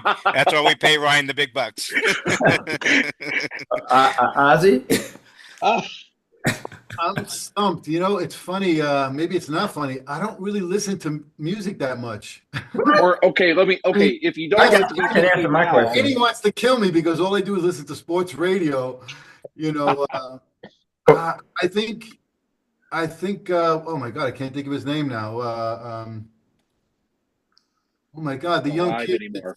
Huh? Or somebody that's not alive, maybe. If you could go back in time and play with somebody that's not here anymore. Sinatra. I played all Sinatra's charts growing up. Really? Oh, wow. All those big band charts. Yeah, I grew up playing big band music, but I never got to play with Sinatra. And I have a lot of my friends that did get to play with Sinatra. I'm very envious about that one. Wow. Okay. All those charts live at the Sands and all those beautiful yeah. Crazy. Yeah, my guy is still alive, and his name is James Taylor. Wow. Ooh. I've always loved. I've worked with him and I've done a couple of records with him, but I've never. He called me for a tour while I was out on tour with Bruce. Oh. I'm going. I can't believe this. Yeah, I've always wanted to tour with him because I just love how he does what he does. Oh my God, the harmony between you and JT, forget about it. Wow. Yeah. Thank you, Nikki. She just sent us a little video of Barcelona 2023. Miss you guys, Nikki. Miss you. Oh no, Miss you, Gary, my bass brother. Yeah. Oh yes. Nikki is so nice to the fans too. Oh yes, great. Really is. Love Nikki. Where'd Anthony go? Ant? Yeah, Anthony. You're not going to get off of this. He's getting away. Somebody that's alive, or maybe somebody from the past that you would have liked to have played with. I'll go with someone that's alive, and just because I enjoy, I got to see them a couple of times. Bruno Mars. That's what I was trying to think of. That's Bruno Mars. Yeah, I got to see him perform. Wow, I guess while we were still out with Disciples of Soul, so maybe 2019, and then I saw him in the Grammys 2021. And he was fantastic, the whole band, and I just love that it's like a full-on show, the choreography, the funk, the background vocals. It just looks like a very fun show. I love to play that, and I feel like he needs some percussion too. Bruno's like the real deal, man. Like he was 3 years old. His dad's got him dressed up in full Elvis gear with the hair. Oh yeah, I like, saw that. He had it down cold, but like when he's doing it now, it's a combo of Elvis, James Brown, Prince. Like it's like the perfect combo. Yeah, he's got it all. On April 26th, Anthony, you're going to be at Monmouth University for that American Music Honors. Disciples of Soul, Mark Ribler, the house band. and you get to back up, among others, Emmylou Harris, John Fogerty, and Smokey Robinson. Smokey Robinson. Oh, wow. So no pressure. Well, you know what? I mean, that's going to be an incredible, group of artists. But the previous 2 years have been fantastic. Yeah. Jackson Brown, Jackson was one of the highlights for me. I mean, this guy was just beyond sweet. Yes, you're right. Getting to play with Sam Moore, forget about it. That's as high up there as it gets.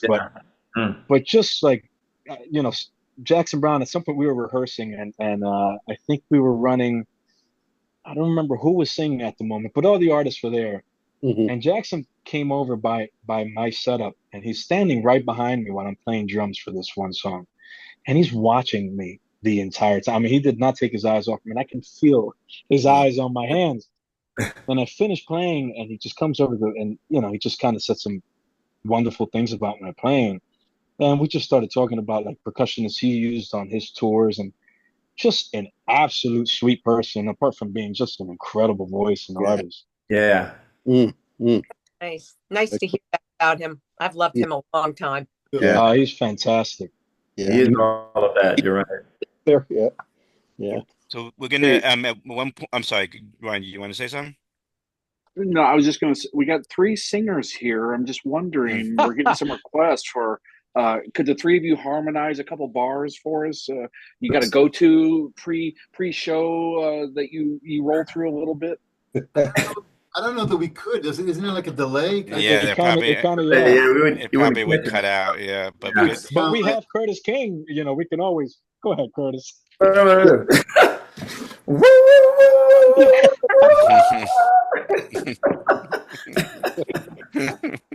We saw some requests earlier for that, Curtis. So you knocked it out of the park. Thank you. That's all I got. I'm still practicing the dances that you 3 do with whatever. It's not turning Julie on as much as you guys do it, but I'm working on it. The work in progress. Hopefully we have some more pre-show stuff coming. So. Really fun. We don't really put a lot of, we don't put a lot of practice into it. Practice a little bit, but we don't do a lot of pre-thought. Like it kind of happens organically. A song comes into one of our heads, and I'll go into their room, and they come into mine and go, hey, how about this one? We work it out while we're walking down the street. On the sidewalk, and we record it. Yeah. And it's unbelievable. They've come out so, they come out as good as they come out. We're kind of blessed in that. And also that Nils, likes to join in. That doesn't at all. Hilarious. He could dance. He was he loves tap dancer. Oh yeah. There was one song that you guys did on one of the videos that he it was On My Fire, I think it was. You did you sing On My Fire or something? With Nils. With Nils, yeah. That was really good. I think we did Long Walk Home. Oh, Long Walk Home. That was it. I'm sorry. Long Walk Home. That was it. Yeah. That was really good. It was the last one. That was right. That was the one taking us home. Yeah. That was a great version you guys did. And I was telling Ozzie when he was on alone before that, we know Curtis could sing. He's the singer, but Ozzie and Anthony, I've seen. You guys got chops. You guys could sing. Not all just the horn and the drum, the percussion, I should say. But you guys. But Anthony, I wanted to ask you just on a. You have your own percussion line now. Is that you have? Yeah. What is that about? Yeah, so we started working on this. Thank you for mentioning that. We last March actually when we started the US leg last year. I'm with a percussion company called Toka Percussion, and they basically came, it wasn't anything that I thought about doing. But they just came to me randomly while we were in San Diego, and they're like, "Listen, we're looking at 2025, and we want to come out with something new." And everyone in the company decided that the best thing to do was to put out your signature percussion series, which was incredible. It's such an honor. So I started getting to work and coming up with a design of the drums, and I mean, they gave me, just a green light on everything. You know, I Yeah. came up with the design, just the hardware, you name it, all of it, the logo, and we just displayed it at NAMM in Los Angeles, in Anaheim, in January, and it was a huge success. So it'll be available. I think in May they start selling out to the public. But there's rave reviews, which that's all you can ask for. Well, it must be surreal, like, when you're a kid, just, playing an instrument, and then all of a sudden you have the instrument. That's, I mean, It's sort of just. it's incredible. I mean, I'll go even deeper than that. When I was younger, for my family, we come from humble beginnings. It was hard to afford a pair of congas, for Mm, $400 or $500. I mean, it was really tough. I used the same drums, and I scratched those bad boys for mm. years. And now it's like I have this opportunity. It's just it's incredible. You just try to put your best forward, and the universe just blesses you in these ways, and I'm just very thankful. Yeah. Also, Anthony's doing his own record. Mm. Let's Oh, get that out let's there. let's hear it. Yeah. Yeah, so I'm doing a Latin tropical album. It's all primarily in Spanish, but Ozzie is one of the musicians on the record.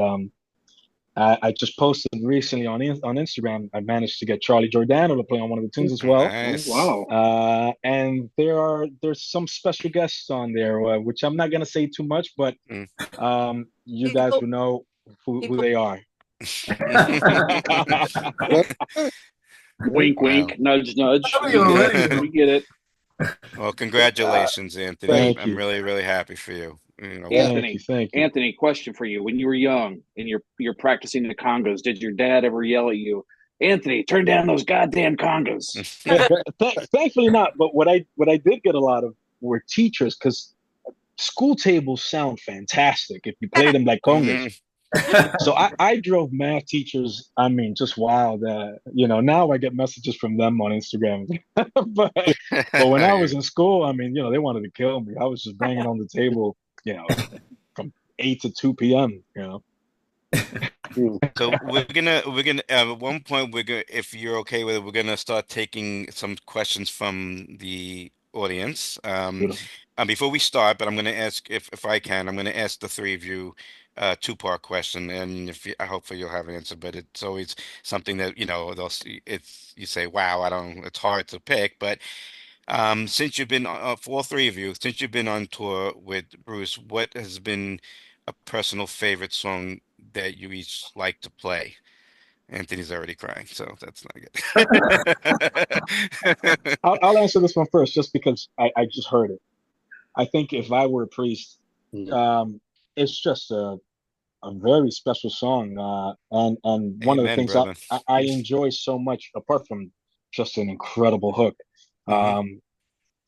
And I'm a sucker for slower tunes, but Stevie's solo at the end of that tune is, Agreed. I mean, that is like epic as epic can be. So I'll choose that That's one. a good choice, and not to stop anybody, but me and Julie been chasing that song the whole tour, and okay, and we are missing it every time. And I wish Bruce had that same understanding. Like when he introduces that song, he says, "I don't know why so many people. I wrote it 50 years ago, but that is a song that, I mean." We love that song. Love that song. But good choice. I'm sorry. That is a great Curtis? Yeah.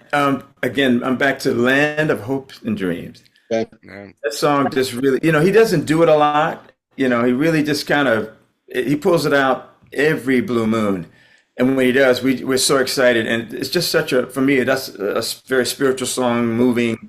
And I'm in tears. If you close in with the camera on me, I'm really just trying to hold it down. I don't know. That song just really just moves me every time I hear him sing it. That's a Spring Nut Mantra. That's our theme song. So we totally get it. Nice. We totally get it. Ozzie? I like a couple of them. I actually like a lot of them, but two of my favorites one is Spirit in the Night. I like playing it. Oh, very good. And the one that I love to play that we haven't really played in a while, and it's probably not, I'm not sure if it's a fan favorite or not, but on a personal, I like Kitty's Back. Oh, Yes. Just because we each get to play a little Yeah. something. Yeah. And the vibe on that is to try and play something different every night in your little solo that you have. So that's always something creative. And something you have to kind of like be really super focused. You can't float. Like, sometimes you can float. You've been playing the songs for a while. You can kind of float through them, right? Yeah. You wake up and it's already the third song, or you wake up and it's the seventh song. I'm not saying we're sleeping through the songs, but we play them so much that it kind of just happens, right? It's almost like driving in. How did I get to exit 37? I was at exit 30. You forget driving. That's kind of the way it is in some shows for me. And on that song, it really makes me, okay, this is coming up. I got to play something in 8 bars that has to be a little different, and hopefully the audience likes it, and hopefully I like what I played, which is kind of more important as well. So it's never the same thing. It's you always mixing up when you're doing Kitty's Back. And when I play my little 8-bar solo, I try and do a totally different solo. Wow. Every time I do it, and that's tough because if you're doing, you play that song every night, every show. Right. So, again, being a school musician, so I think to myself, okay, this song I'll play pentatonics. This song I'll play bluesy. This song I'll play a little bit more jazzy. This song I'll play minimalist. That's the way I think. And then Cool. This time I'll try and do it lyrically. This try I'll try and do it for the crowd. This time I'll try and do it for me. You know what I mean? Like, the other cool thing about that, if Kitty's Back, you guys like Barry, you guys sort of play off each other. Yeah. Like you'll start something and then Barry will pick it up and then Kurt will pick. It's like you guys string yourselves along, just that's picking. What they teach us in school, like when we're learning jazz and this and that. They teach you to pick up on the motif of the end soloist before you. You try and pick up on their motif and just keep it flowing. And it's hard to do because he doesn't know how I'm going to end. So here's my ending. Boom, he's got to jump in. So Barry's very good at that. He's a very accomplished musician. Yeah. My favorite horn song that you guys do, my personal favorite, is Johnny 99, and I love when you guys all come up in front. And I have a great story about that one. Let's hear it. Well, my very first time playing the gig, I didn't know. There's nobody tells you the choreography. They just say, "Look, this song, learn this part because you're going to go down front. All right, where do I go? Just follow. Okay, so I'm doing this, and I don't have a little instrument. My instrument's big, so we come down to the front, and I see them going down the line this way, so I follow that way, right along. You know what I'm talking about? We'll go. I know. The front of the stage this way, and then all of a sudden I see Bruce turn around and he goes, "All right, do we all turn around and we go this way?" But then they go back up stage, and I'm still by myself playing, and I turn and I'm the only jerk. This is like one of my first gigs. So embarrassing. Of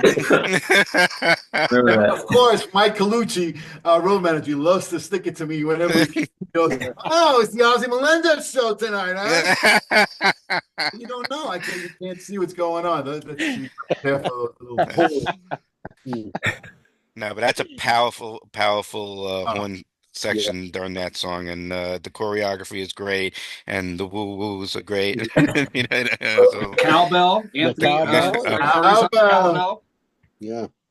That, and the cowbell thing happened, with me, how it all started with me playing over the song and playing through the song, and the song had ended and I was still playing. This happened back, I think 2012 or something. We were playing Johnny 99 and he had ended it and I was still playing the cowbell. The song was over. That's what he said. Oh, you gotta make it right. Yeah. All right, more cowbell. And then he came back in. What? I should have stopped and I didn't realize we had stopped and Curtis was still going. That's how that happened. The E-Street bloopers. Yeah. Plenty of them, I'm sure. Yeah, it's all good. But that's the beauty of watching the show. It's the fun that you guys have. Obviously, Bruce and whatever, but it's always to see the smiles on your faces and everyone having fun and interacting and you guys, there's and I know we're not saying this we know that your band, the E-Street Band, and everything that accompanies it is the tightest band in the history of rock and roll, in my opinion. The tightest. You guys can flip on a dime. I mean, it's that he can call it out and you're ready to go, and not many bands could say that. I can't even think of too many that and I mean that. That's a testament to the core guys. I mean, we're there doing what we do, but it's the core guys that have it on lockdown. Those guys, they got that music so tight. I mean, they know exactly. They turn on a dime. You know, Gary and Roy and Max, Bills, and they just know exactly whether they slow down together or speed up together or do a hit together. It's incredible. They have it down. It's incredible. It's also when I first joined the band, I was like in shock. I was like, "Holy shit! This is a breathing entity." Like the whole moving, they're doing it together, and like, wow, well-oiled machine. Well-oiled machine for sure. And just watching, like we've spoken to Max about this before. It's not just so much the as far as his talent is concerned, it's his discipline and his focus, the focus that he has, because like you guys are saying, you're watching Bruce's moves and see what he's going to do next and all this stuff, because it's not a set thing. He picks up his hand, he moves his, and Max not only has to play the drums, but he's focused on for 4 hours to it's crazy. I mean, it's a mental thing as well as the physical. Max is really incredible. How he just really is. His every move he stays on, no matter what. Even when because on Max, I mean, like if he throws his hands up, he just he does he a lot of little, he just he's very comical in a certain way. Yeah. Soundtrack. All right, so I'm gonna start. I'm going to ask some questions from the audience out there. I'm going to try to get to as many as we can and whatever. But so guys, if you want to, I'm watching the screen. If you want to ask something of our esteemed panel, please go ahead. Ozzie, question for you. I know somebody that played the trombone in high school and college. She wants to know what specific make of trombone you play. Ooh, okay. So I've been playing King instruments my whole life, and I recently switched to a company called Victory Instruments. I endorse Victory. I still keep, just so I'm not called a liar or anything, on stage I keep both. I keep a King and I keep my Victory, and I play them both because I'm in love with my King. I've been in love with King my whole life. Oh, thank you. Now I'm getting emotional. And I miss my King. I miss my Courtois King. Yeah, King and Victory. Gotcha. Thank you. 3B to be exact. King 3B. So Ozzie, here's a question for you. Another one saying, what do you think of, this is from Jane, what do you think of the newest generation of trombone players like Trombone Shorty? Oh my God, he's amazing. By the way, he's a trumpet player. Oh, trumpet player. No, he plays trombone, but he's a trumpet player. You have to hear him play trumpet. Would he's better than most trumpet players. Wow. But he's an amazing trombonist. I love his style. He's got like a Fred Wesley. Yeah. He adds a lot of jazz into his stuff. I mean, he's from New Orleans, so he's got that in there. An amazing player, amazing endurance, and amazing feel. They're playing See Here Now. They just announced the schedule for the fantastic. Trombone Shorty's one of the bands, one of the acts. Wow. From Jeannie Fino, for all three of you, what is your favorite venue to play? If you have one. Don't worry, you're not going to offend anybody. Post pool room around the corner. No,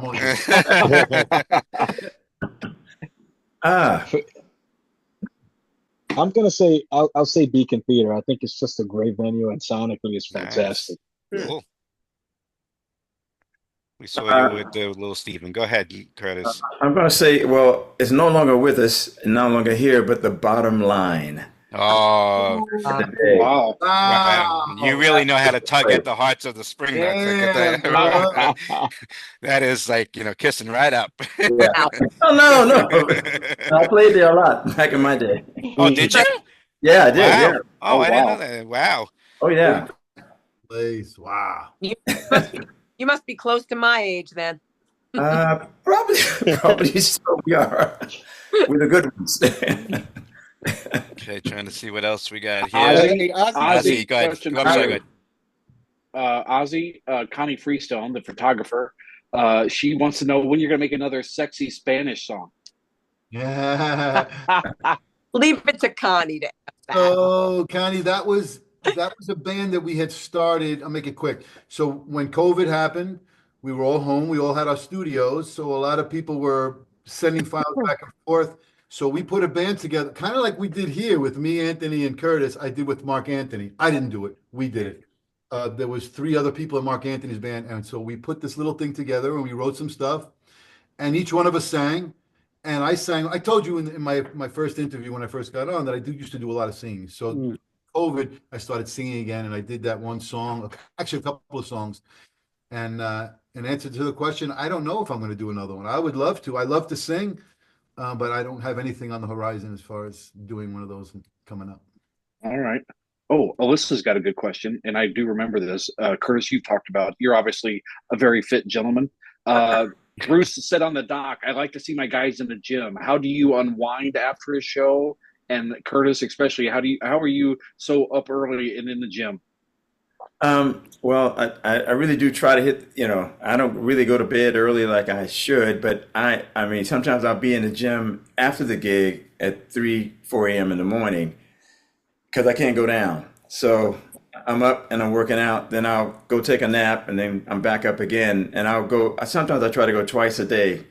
I'll try to get there at like 4 o'clock in the afternoon, one on day off, And it's just, to me, it's just about, I like doing that with my time, just being in the gym. I'll see Anthony, I'll see Ozzie, we get in there and we just do it, and it's the best feeling in the world, I tell you, next to what I do, musically, of course. I don't know if you remember this, Curtis, but that's where I met you, was in the gym at the first rehearsal before we ever took it out. Exactly. I remember that totally. Yeah, me too. Yeah. You and Barry, and we didn't realize we had worked together before with Billy Joel on the Millennium concert back in 2000. Oh, that's right. You did tell me that. Yeah. We were on the same stage, but it was just. We got to meet each other. No, we didn't say hello.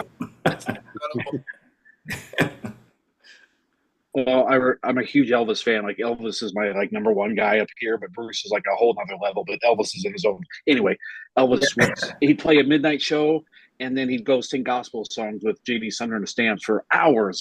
He'd be up till 6 a.m. singing because he couldn't wind down. Like, he had to go and sing and just get it all. He wouldn't go to bed till like 8, 9 a.m. because he just could not come down off that high.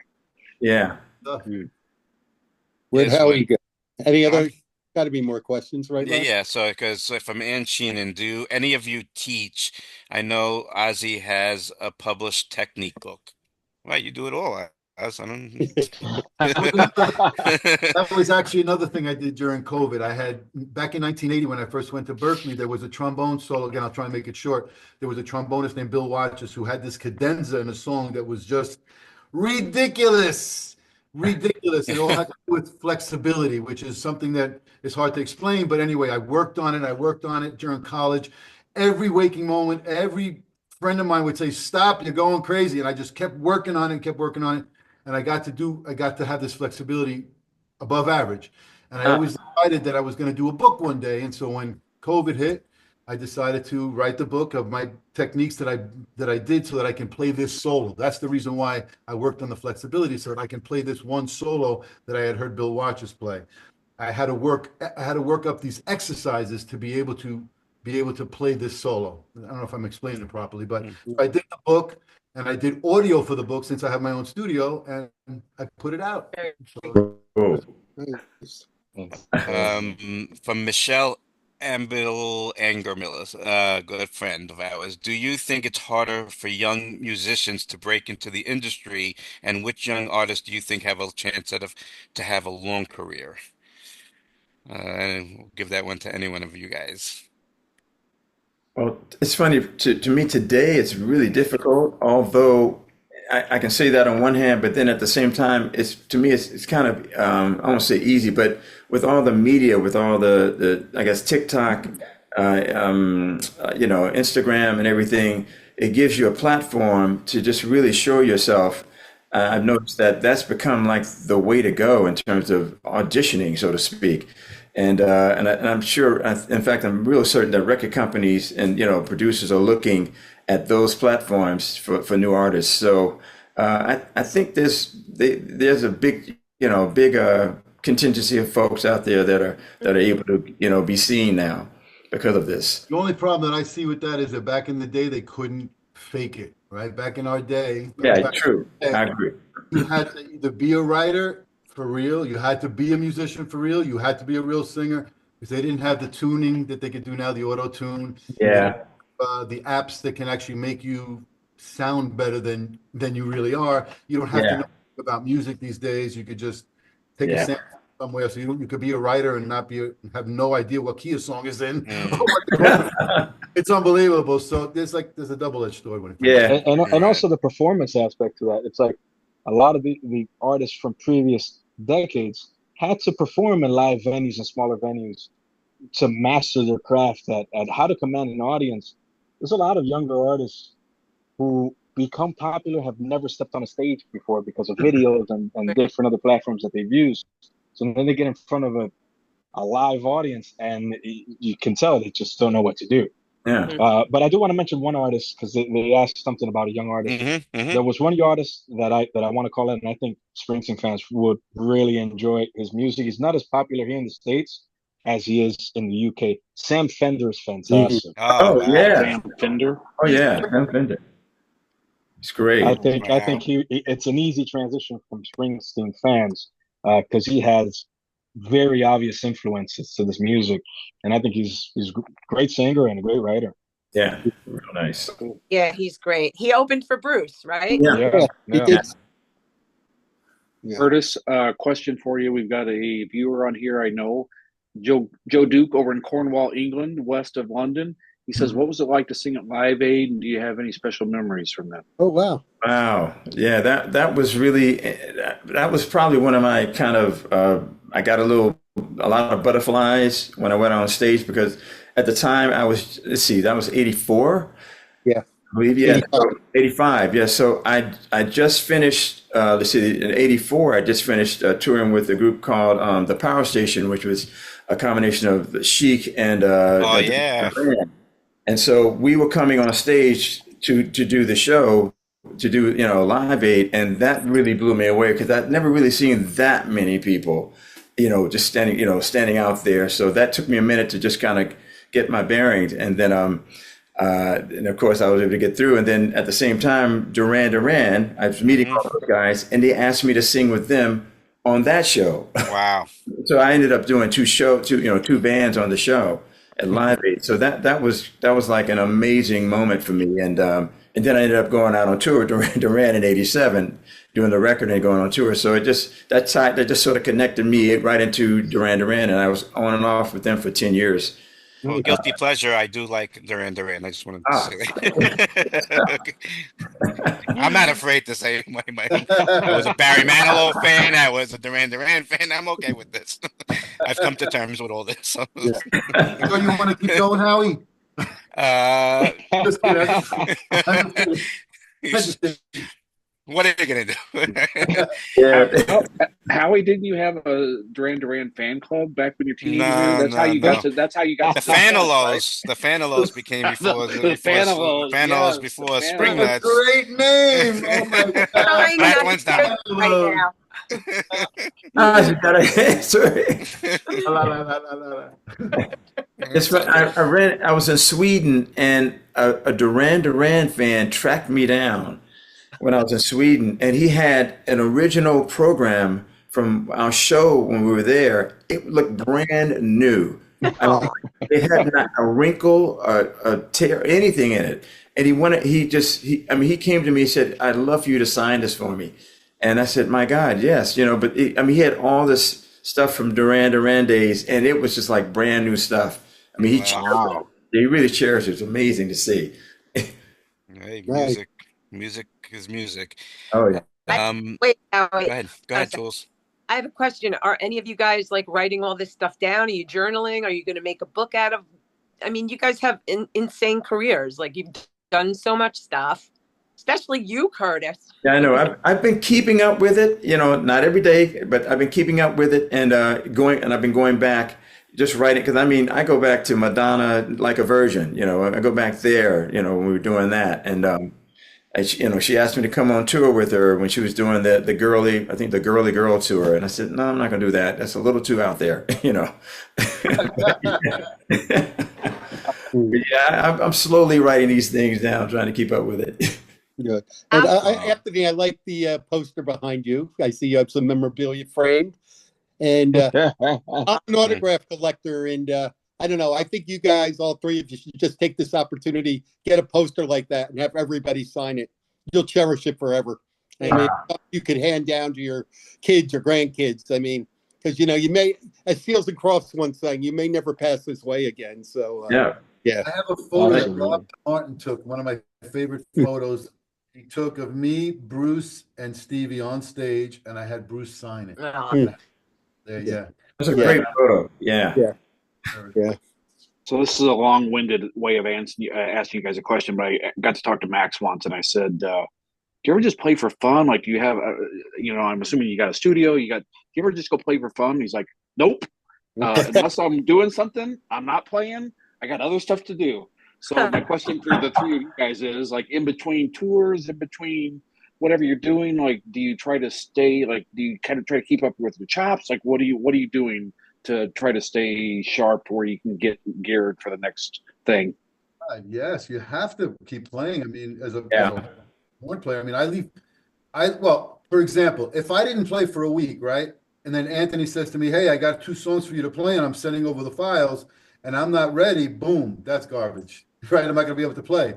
Tomorrow I leave for Florida, and I play with Blood, Sweat, and Tears on Friday. Wow. That's another tough book that I have to play. So if you're not in shape, so yeah, you got to stay in shape. Yeah. And not just because you guys stay in shape, it's because it's what we do for a living. I mean, well, no, you're staying in shape. Yeah, no, but you're right. You're staying in shape for this. Even with God, for Bruce and for anybody else, I go to the gym. That's part of this is my instrument, so I keep this thing in shape, ready to go. And then I'm always singing, I'm not always singing out, but I'm in the bathroom, in the shower, I'm walking, I'm in my car driving, I'm singing. So I'm always making sure that it's always there, and then I play piano and I'm writing. So I'm always just keeping that going all the time. Anthony, how about you? You sound like you're staying busy all the time. Yeah, I try to. It's like Ozzie said. I mean, for horn players, it's much tougher. But it's like, if I stop playing for X amount of days, the moment I pick up the instrument, my mind tells me to play something, but my body's not responding as quickly, and that's just a terrible feeling. So it's just nice to kind of just stay fresh and on top of your chops. It's so physical for you too, Anthony. Yeah, such a physical thing.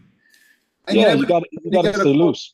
Yeah. When you're going to get a call to do something, you don't want to be embarrassed. I mean, that's the other thing. That Anthony, I had the pleasure of playing on Broadway as well. Now he's got a gig playing on Broadway. So you have to be. You never know when you're going to get that call. So you have to be in shape. You got to be able to when you get called, because it could be that one. Hey, if I wasn't in shape and I got the call to play with Bruce and I wasn't in shape, boy, that would have been stupid, right? Yeah. True. No, very true. With my life, so you always got to stay in shape. Yeah. So here's an open-ended question. I'm not sure if you'll be, but we'll try.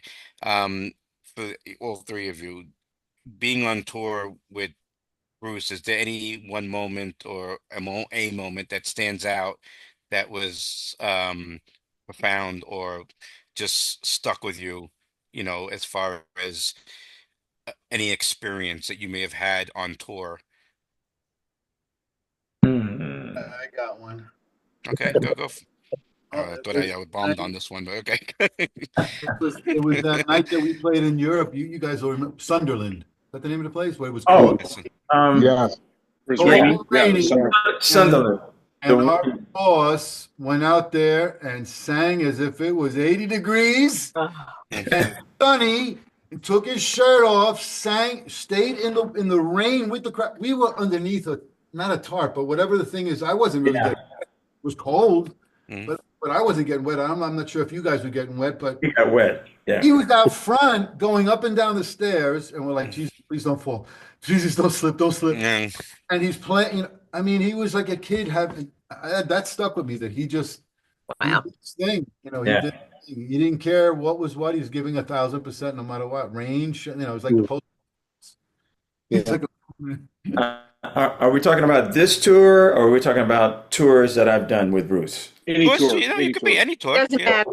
I have to go back to 2012, the first date, stepping out there, the Apollo Wow. in Harlem, and we were rehearsing, and Bruce is looking around around the place, and he's going, I'm thinking about going up there. And one of the stage guys said, "You can't go up there. That's not allowed. You can't go up there." You know, so and he said, "No, you can't." So we start playing, "You make us feel so nice." We sing that song, and then Bruce starts going out into the audience, but then we lose sight of him, and now he's in the balcony, and then he steps over the balcony railing, and he's standing there, and I'm going, "God, please don't fall." Don't fall. I mean, he was standing on that railing untethered. I mean, there was no one holding him. That You know, was crazy. Literally crazy. that was insane, the most insane thing I've ever seen. So, but God, he survived, and here he is today. Yeah, I heard Patty was gonna wring his neck on that one. Yeah. I'm right in line with her. God. Hi, Anthony, you got one? I have a few. Oh, good.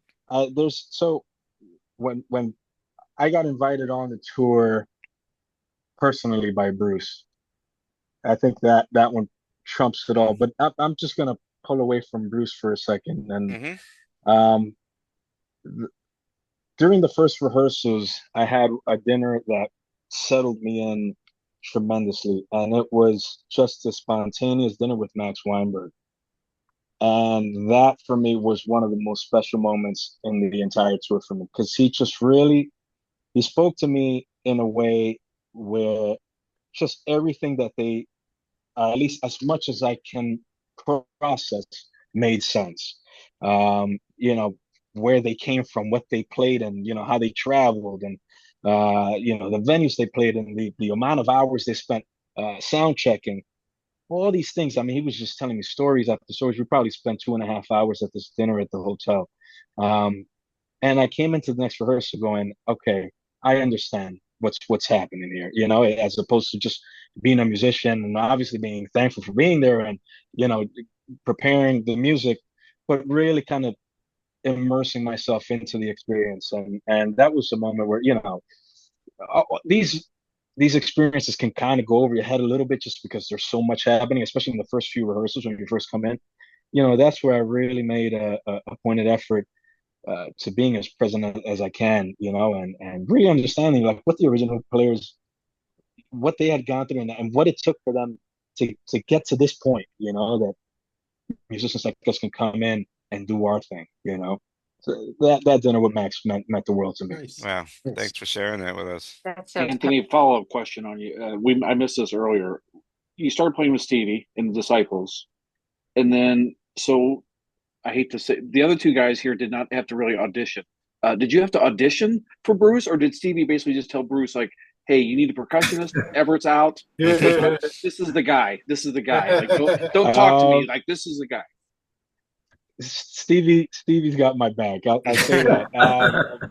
But no, I didn't have to. I didn't audition. I got called in to do a couple of the music videos for the Soul album, which is where I got to hang out with Curtis and a bunch of Susie was there, and quite a few of us, I guess, But I just got invited to be the percussionist on 2 of the music videos, so I had no idea what to expect. And suddenly, when we finished Bruce's takes, Tom Zimney tells us, "Everyone stay in place. All the musicians, dancers, extras, stay in place. Say goodbye to Bruce." He took a picture with everyone, but we're going to keep filming close-up shots of the band. So Bruce leaves, and about 15, 20 seconds later, Kevin Buell is calling me off set. And I'm not trying to get screamed by anyone. I was just told to stay on the set. Kevin's like, "Oh, come follow me. I got to take you somewhere." So I start following Kevin, and when we're halfway down the steps, he turns around and tells me, "The boss wants to talk to you." Oh, okay. So I go down, go into the dressing room. And Bruce, he's there with John Landau, and he thanks me for coming to the music video set. And I start laughing. I'm like, dude, are you kidding me? Like, thank you for calling me and inviting me on here. You know, it's my pleasure. And I got to play with Bruce with Disciples of Soul a number of times. So, you know, I just kind of told him it's nice to see you again. You know, the Soul album, it's awesome. Like, I love what you're doing. The set looks fantastic. And he goes, well, you know, there's I don't know if you know, but we have big plans, you know, moving in the next couple of years, and E-Street Band is going out, and we would love for you to be a part of it. And that's when my heart sank. I woke up 3 days later, and but no, that's you know, he just kind of put it out there for me, and in a very like graceful and loving way, and of course that's just, I was excited for days, and yeah, it was incredible. What was going through your mind at first when Kevin Buell said the boss wants to see you? What were you thinking on that walk over? I had no idea. I was like, first of all, did I get in trouble? Like, what did I do? And then second, but Kevin was messing with me the entire time. So I was like, who knows?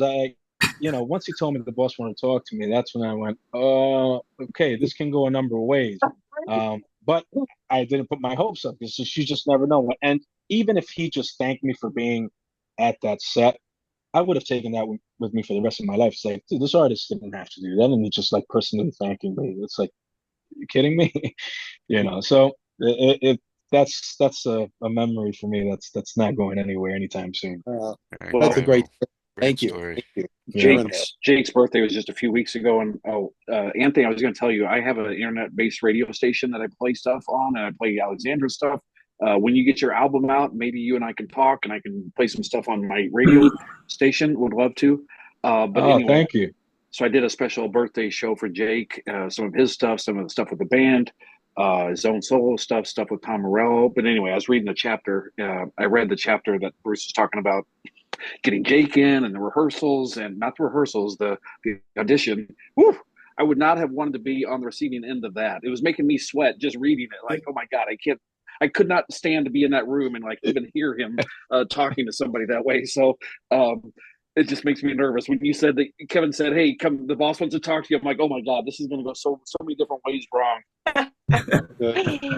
Well, it was, well, I mean, it was an amazing time. Like the whole set, you know, Curtis was there. Like we had a great time, you know, and just hanging out with a bunch of the band members, and the other, like there were other musicians as well. Like this was what Bruce ended up anointing as the night shift band. Right. And they were fantastic. I mean, everyone was just incredible. It was just a great time overall. Like just great vibes everywhere. Well, when you go on Ryan's, you know, show and whatever, you know, don't forget the little people when you make it big, you know. I don't forget about my spring. I know. Okay, we're never forgetting about you guys ever. We love you guys. I have to, before I can't go without saying I have a little record out that I'm a part of. Oh yeah, okay. Yeah, I'm not always big on just shouting out stuff. No, about you this should. stuff. This is the forum to do yes, it. This is. It's called here I go. Bossa Nova Noites, Bahia Nights. It's a Brazilian American collaboration, and it's got a really cool sound to it, you know. So I'm actually on a couple songs. Originally, I was just producing it, just kind of hanging in the back, working with the singers, and I ended up doing a couple of songs. So that is out now. Bossa Nova Noites, Bahia Nights. So maybe let's get that. Yeah, I just wrote it. Is it on CD, Curtis, or just down there? Just out on streaming. It's got a lot of play. Spain has picked it up a lot. The one song that I did, Bahia Nights, is really getting a lot of play up in Spain. So, yeah, I mean, I had no idea this was going to do this while I was, you know, we were touring, and all of a sudden it just started taking off. Yeah. Yeah. So you know, Howie, what are there? 15,000 spring nuts or about? Well, I mean, between our three social media platforms, we're pretty much almost like 65 to 70,000. Wow. But you know, Wow. yeah. Are they all following us? No, yeah, then we'd really break the internet. Well, But you got So all kinds of people are asking for your handles here on Insta, so you're going to yeah, have about 1,000 more followers tomorrow when you wake up. and I'm not vouching for everyone. I'm just telling you from there. Yes. but but for all three of you, when you have projects, let Howie know and Yeah, with totally. and stuff. Okay, definitely. Yeah. Yeah, like Curtis, that was the first most of us knew about that. Yeah, no, it's good for sure. Yeah. I mean, But I've got just really, go ahead, go ahead. I actually have a CD out that I put out in 2016, 2017 called Changing Face. Okay. I mean, that's out there, out there streaming as well. But I put that out about 20, I think, yeah, 16, 2017. Okay. Changing Face. Great you record too. guys definitely have to send your stuff to Howie, and Yeah. he'll promote it. He'll put it in Spring Nuts. That's what we're here for, you know. Yeah, no, exactly. That's the way we say thank you to you, and we want people to know what you got. That's why we brought you on the show. Like, obviously, all kidding aside, we love Bruce, we love everything, but you guys as people, we wanted to make sure you guys got your names out, and we promoted you guys for all that you've done for us. Not just for Springlers, but I'm saying for all Springsteen fans of what you do every night on the road, and how great you've been with the fans, and just putting, I mean, never mailing it in for anything that I've ever seen you done, solo, Little Steven, whatever, Bruce. You guys are the epitome of professional, and we would love to do these things for you. So anything you Thank you. ever, Thank you. Did it. Yeah. Curtis, can I ask you one follow-up question? You said you got introduced to Bruce through Steve. As far as I'm concerned, as far as rock and roll is concerned, living, session, performing, you got Steve and Kenny Aronoff. Max is in his whole other category, but it's Kenny and Steve Jordan are like the go-to guys. Oh. Sessions, special shows, whatever. How'd you get to know Steve? Just from session work or working with musicians? From working with musicians, session work, how you just walk in the studio, he's there, he's hitting drums. I had no idea he had production skills, until later he called me in to do some gigs, and there he is, producing. I said, wow, in fact, it was who was it? God, here, forgetting names. Rolling Stones. Charlie Watts. No, guitar player. Oh, Keith Richards. Keith comes in. Ronnie Wood? Yeah, he's producing Keith Richards. Calls me in to do some stuff with him. I said, wow. So, I mean, just over the years, we've run into each other. And once he realized, my talent, he was calling me in for gigs. So when the whole thing with Bruce came up out of nowhere, I mean, he just said, hey, man, he's auditioning singers, and he's not finding the guy. And he says, I think you're the guy. And that's just how that happened, which I still to this day thank him so much, for that. One of the funniest stories I've ever heard in all of rock and roll involves Steve, in the fact that he started out really young. He's been playing since he was a teenager, but he was like one of the first drummers on the first Rock and Roll Hall of Fame induction ceremony. And Chuck Berry was going to have his 50th birthday party, and they do a documentary on him the year after that. Well, Chuck is watching the show, and he's watching Steve on the drums. He's like, man, that guy plays just like my guys back in the day. So Steve Jordan shows up, and Steve's got dreads and stuff, and Chuck's like, who the hell is this? And like, Chuck, this is the guy you asked for this guy to come play. He's great. He's like, that's not my drummer. What had happened was, while the video, the camera cut it off to where the top of Steve's head was out of the picture. So Chuck didn't see his hair. And Chuck was very much about appearance, proper old school stuff. Steve shows up with his hair all out, and Chuck's like, that's not my drummer. I'm not playing that man. That's great. Oh, he is incredible. That's too much. All right, so first, we're gonna wrap this up, but Yes. I would like to again, on behalf of Spring Nuts, first of all, thank Ozzie for accepting the offer, and obviously to Curtis and Anthony for coming on and joining us, the three of us. Like I said, we would have been, appreciative with Ozzie, and just the fact that you guys do this for us. It means a lot to me personally, and how I feel about you guys. I don't have to, tell you that. And I know I'm speaking, from Julie as well. You didn't have to do this. It's obvious. And we do, personally greatly appreciate it. And I know, I mean, the common thing in the thread here is them thanking you up and down, left and right, Uh, about, because you make us feel special, and it's all Springsteen fans. It doesn't have to be Spring Nuts, could be anything. We all feel appreciative of everything that you do. Okay, and don't think it doesn't go unnoticed, because we recognize everything, and it's something that we're gonna look back on years from now and say that, we got to speak to Anthony, Curtis, and Ozzy, and how many people can say that, not many people. So again, thank you on behalf of the group, and for me and my wife Julie. Um, I want to also thank Dave Barry. He's worked the technical stuff for us, and he made this happen.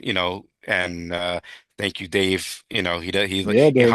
humble guy, great producer, great. And he's doing something very special, and glad to be a part of it. But thank you, Dave. Hop on, Dave. Dave, pop on for a second. Come Hop on. on, Come Dave. on, Dave. You probably went, You can do he it. probably went to the Pressure. bathroom. I put him on the Nah, spot. he's in the not a bathroom. bedroom. He's Yeah, there. he's there. He's too Hey. humble. I'm here. He's too humble. Yeah. This guy is a brother from another mother, Yeah. so he's a very humble guy, and he's working on something very, very special, and something that is going to be monumental. I will say monumental, and we'll speak about it. I'd like to thank Stan and Ryan as well for doing a wonderful job, and just making this seem seamless. And I'm gonna say, we'll end the show with one thing. We want to ask you one thing: how the tour's coming up. You said like 50 days. I know the Spring Nuts are losing their minds. They've have withdrawal. We have withdrawal after one day, by the way, when the show's over. So imagine this long. Okay, so how do you guys feel? Are you guys excited for the tour that's coming up? Super, super excited. Yeah. Mm. We really want more, but we're thankful for what we're getting. Okay, well, we want the same. Yes. We'll be picketing outside the arenas. Bring it back to Jersey. Right, yeah, you gotta bring, at least that, okay? But Howie, look, thank you for reaching out to me. I really appreciate it. The guys, I'm sure, appreciate it as well. Yeah. Great. You have a great community of very respectful fans, and we appreciate that. And thank you. Thank you. Yeah. anytime you want, anytime you want, we appreciate it. Yeah, Okay, really. so how about tomorrow night? The tough part is when we do this again, it's all downhill now. Right, yeah. Well, we can't top this. Right. But, I have to bring other friends. Yes. it's okay. There you go. But it was a real honor for all of us, to be part of this, and truly an honor. So thank you guys Thank you. for everything. We love you guys. Thank you, guys. Thank you, everybody. Thank you, Spring. Mwah. Yeah.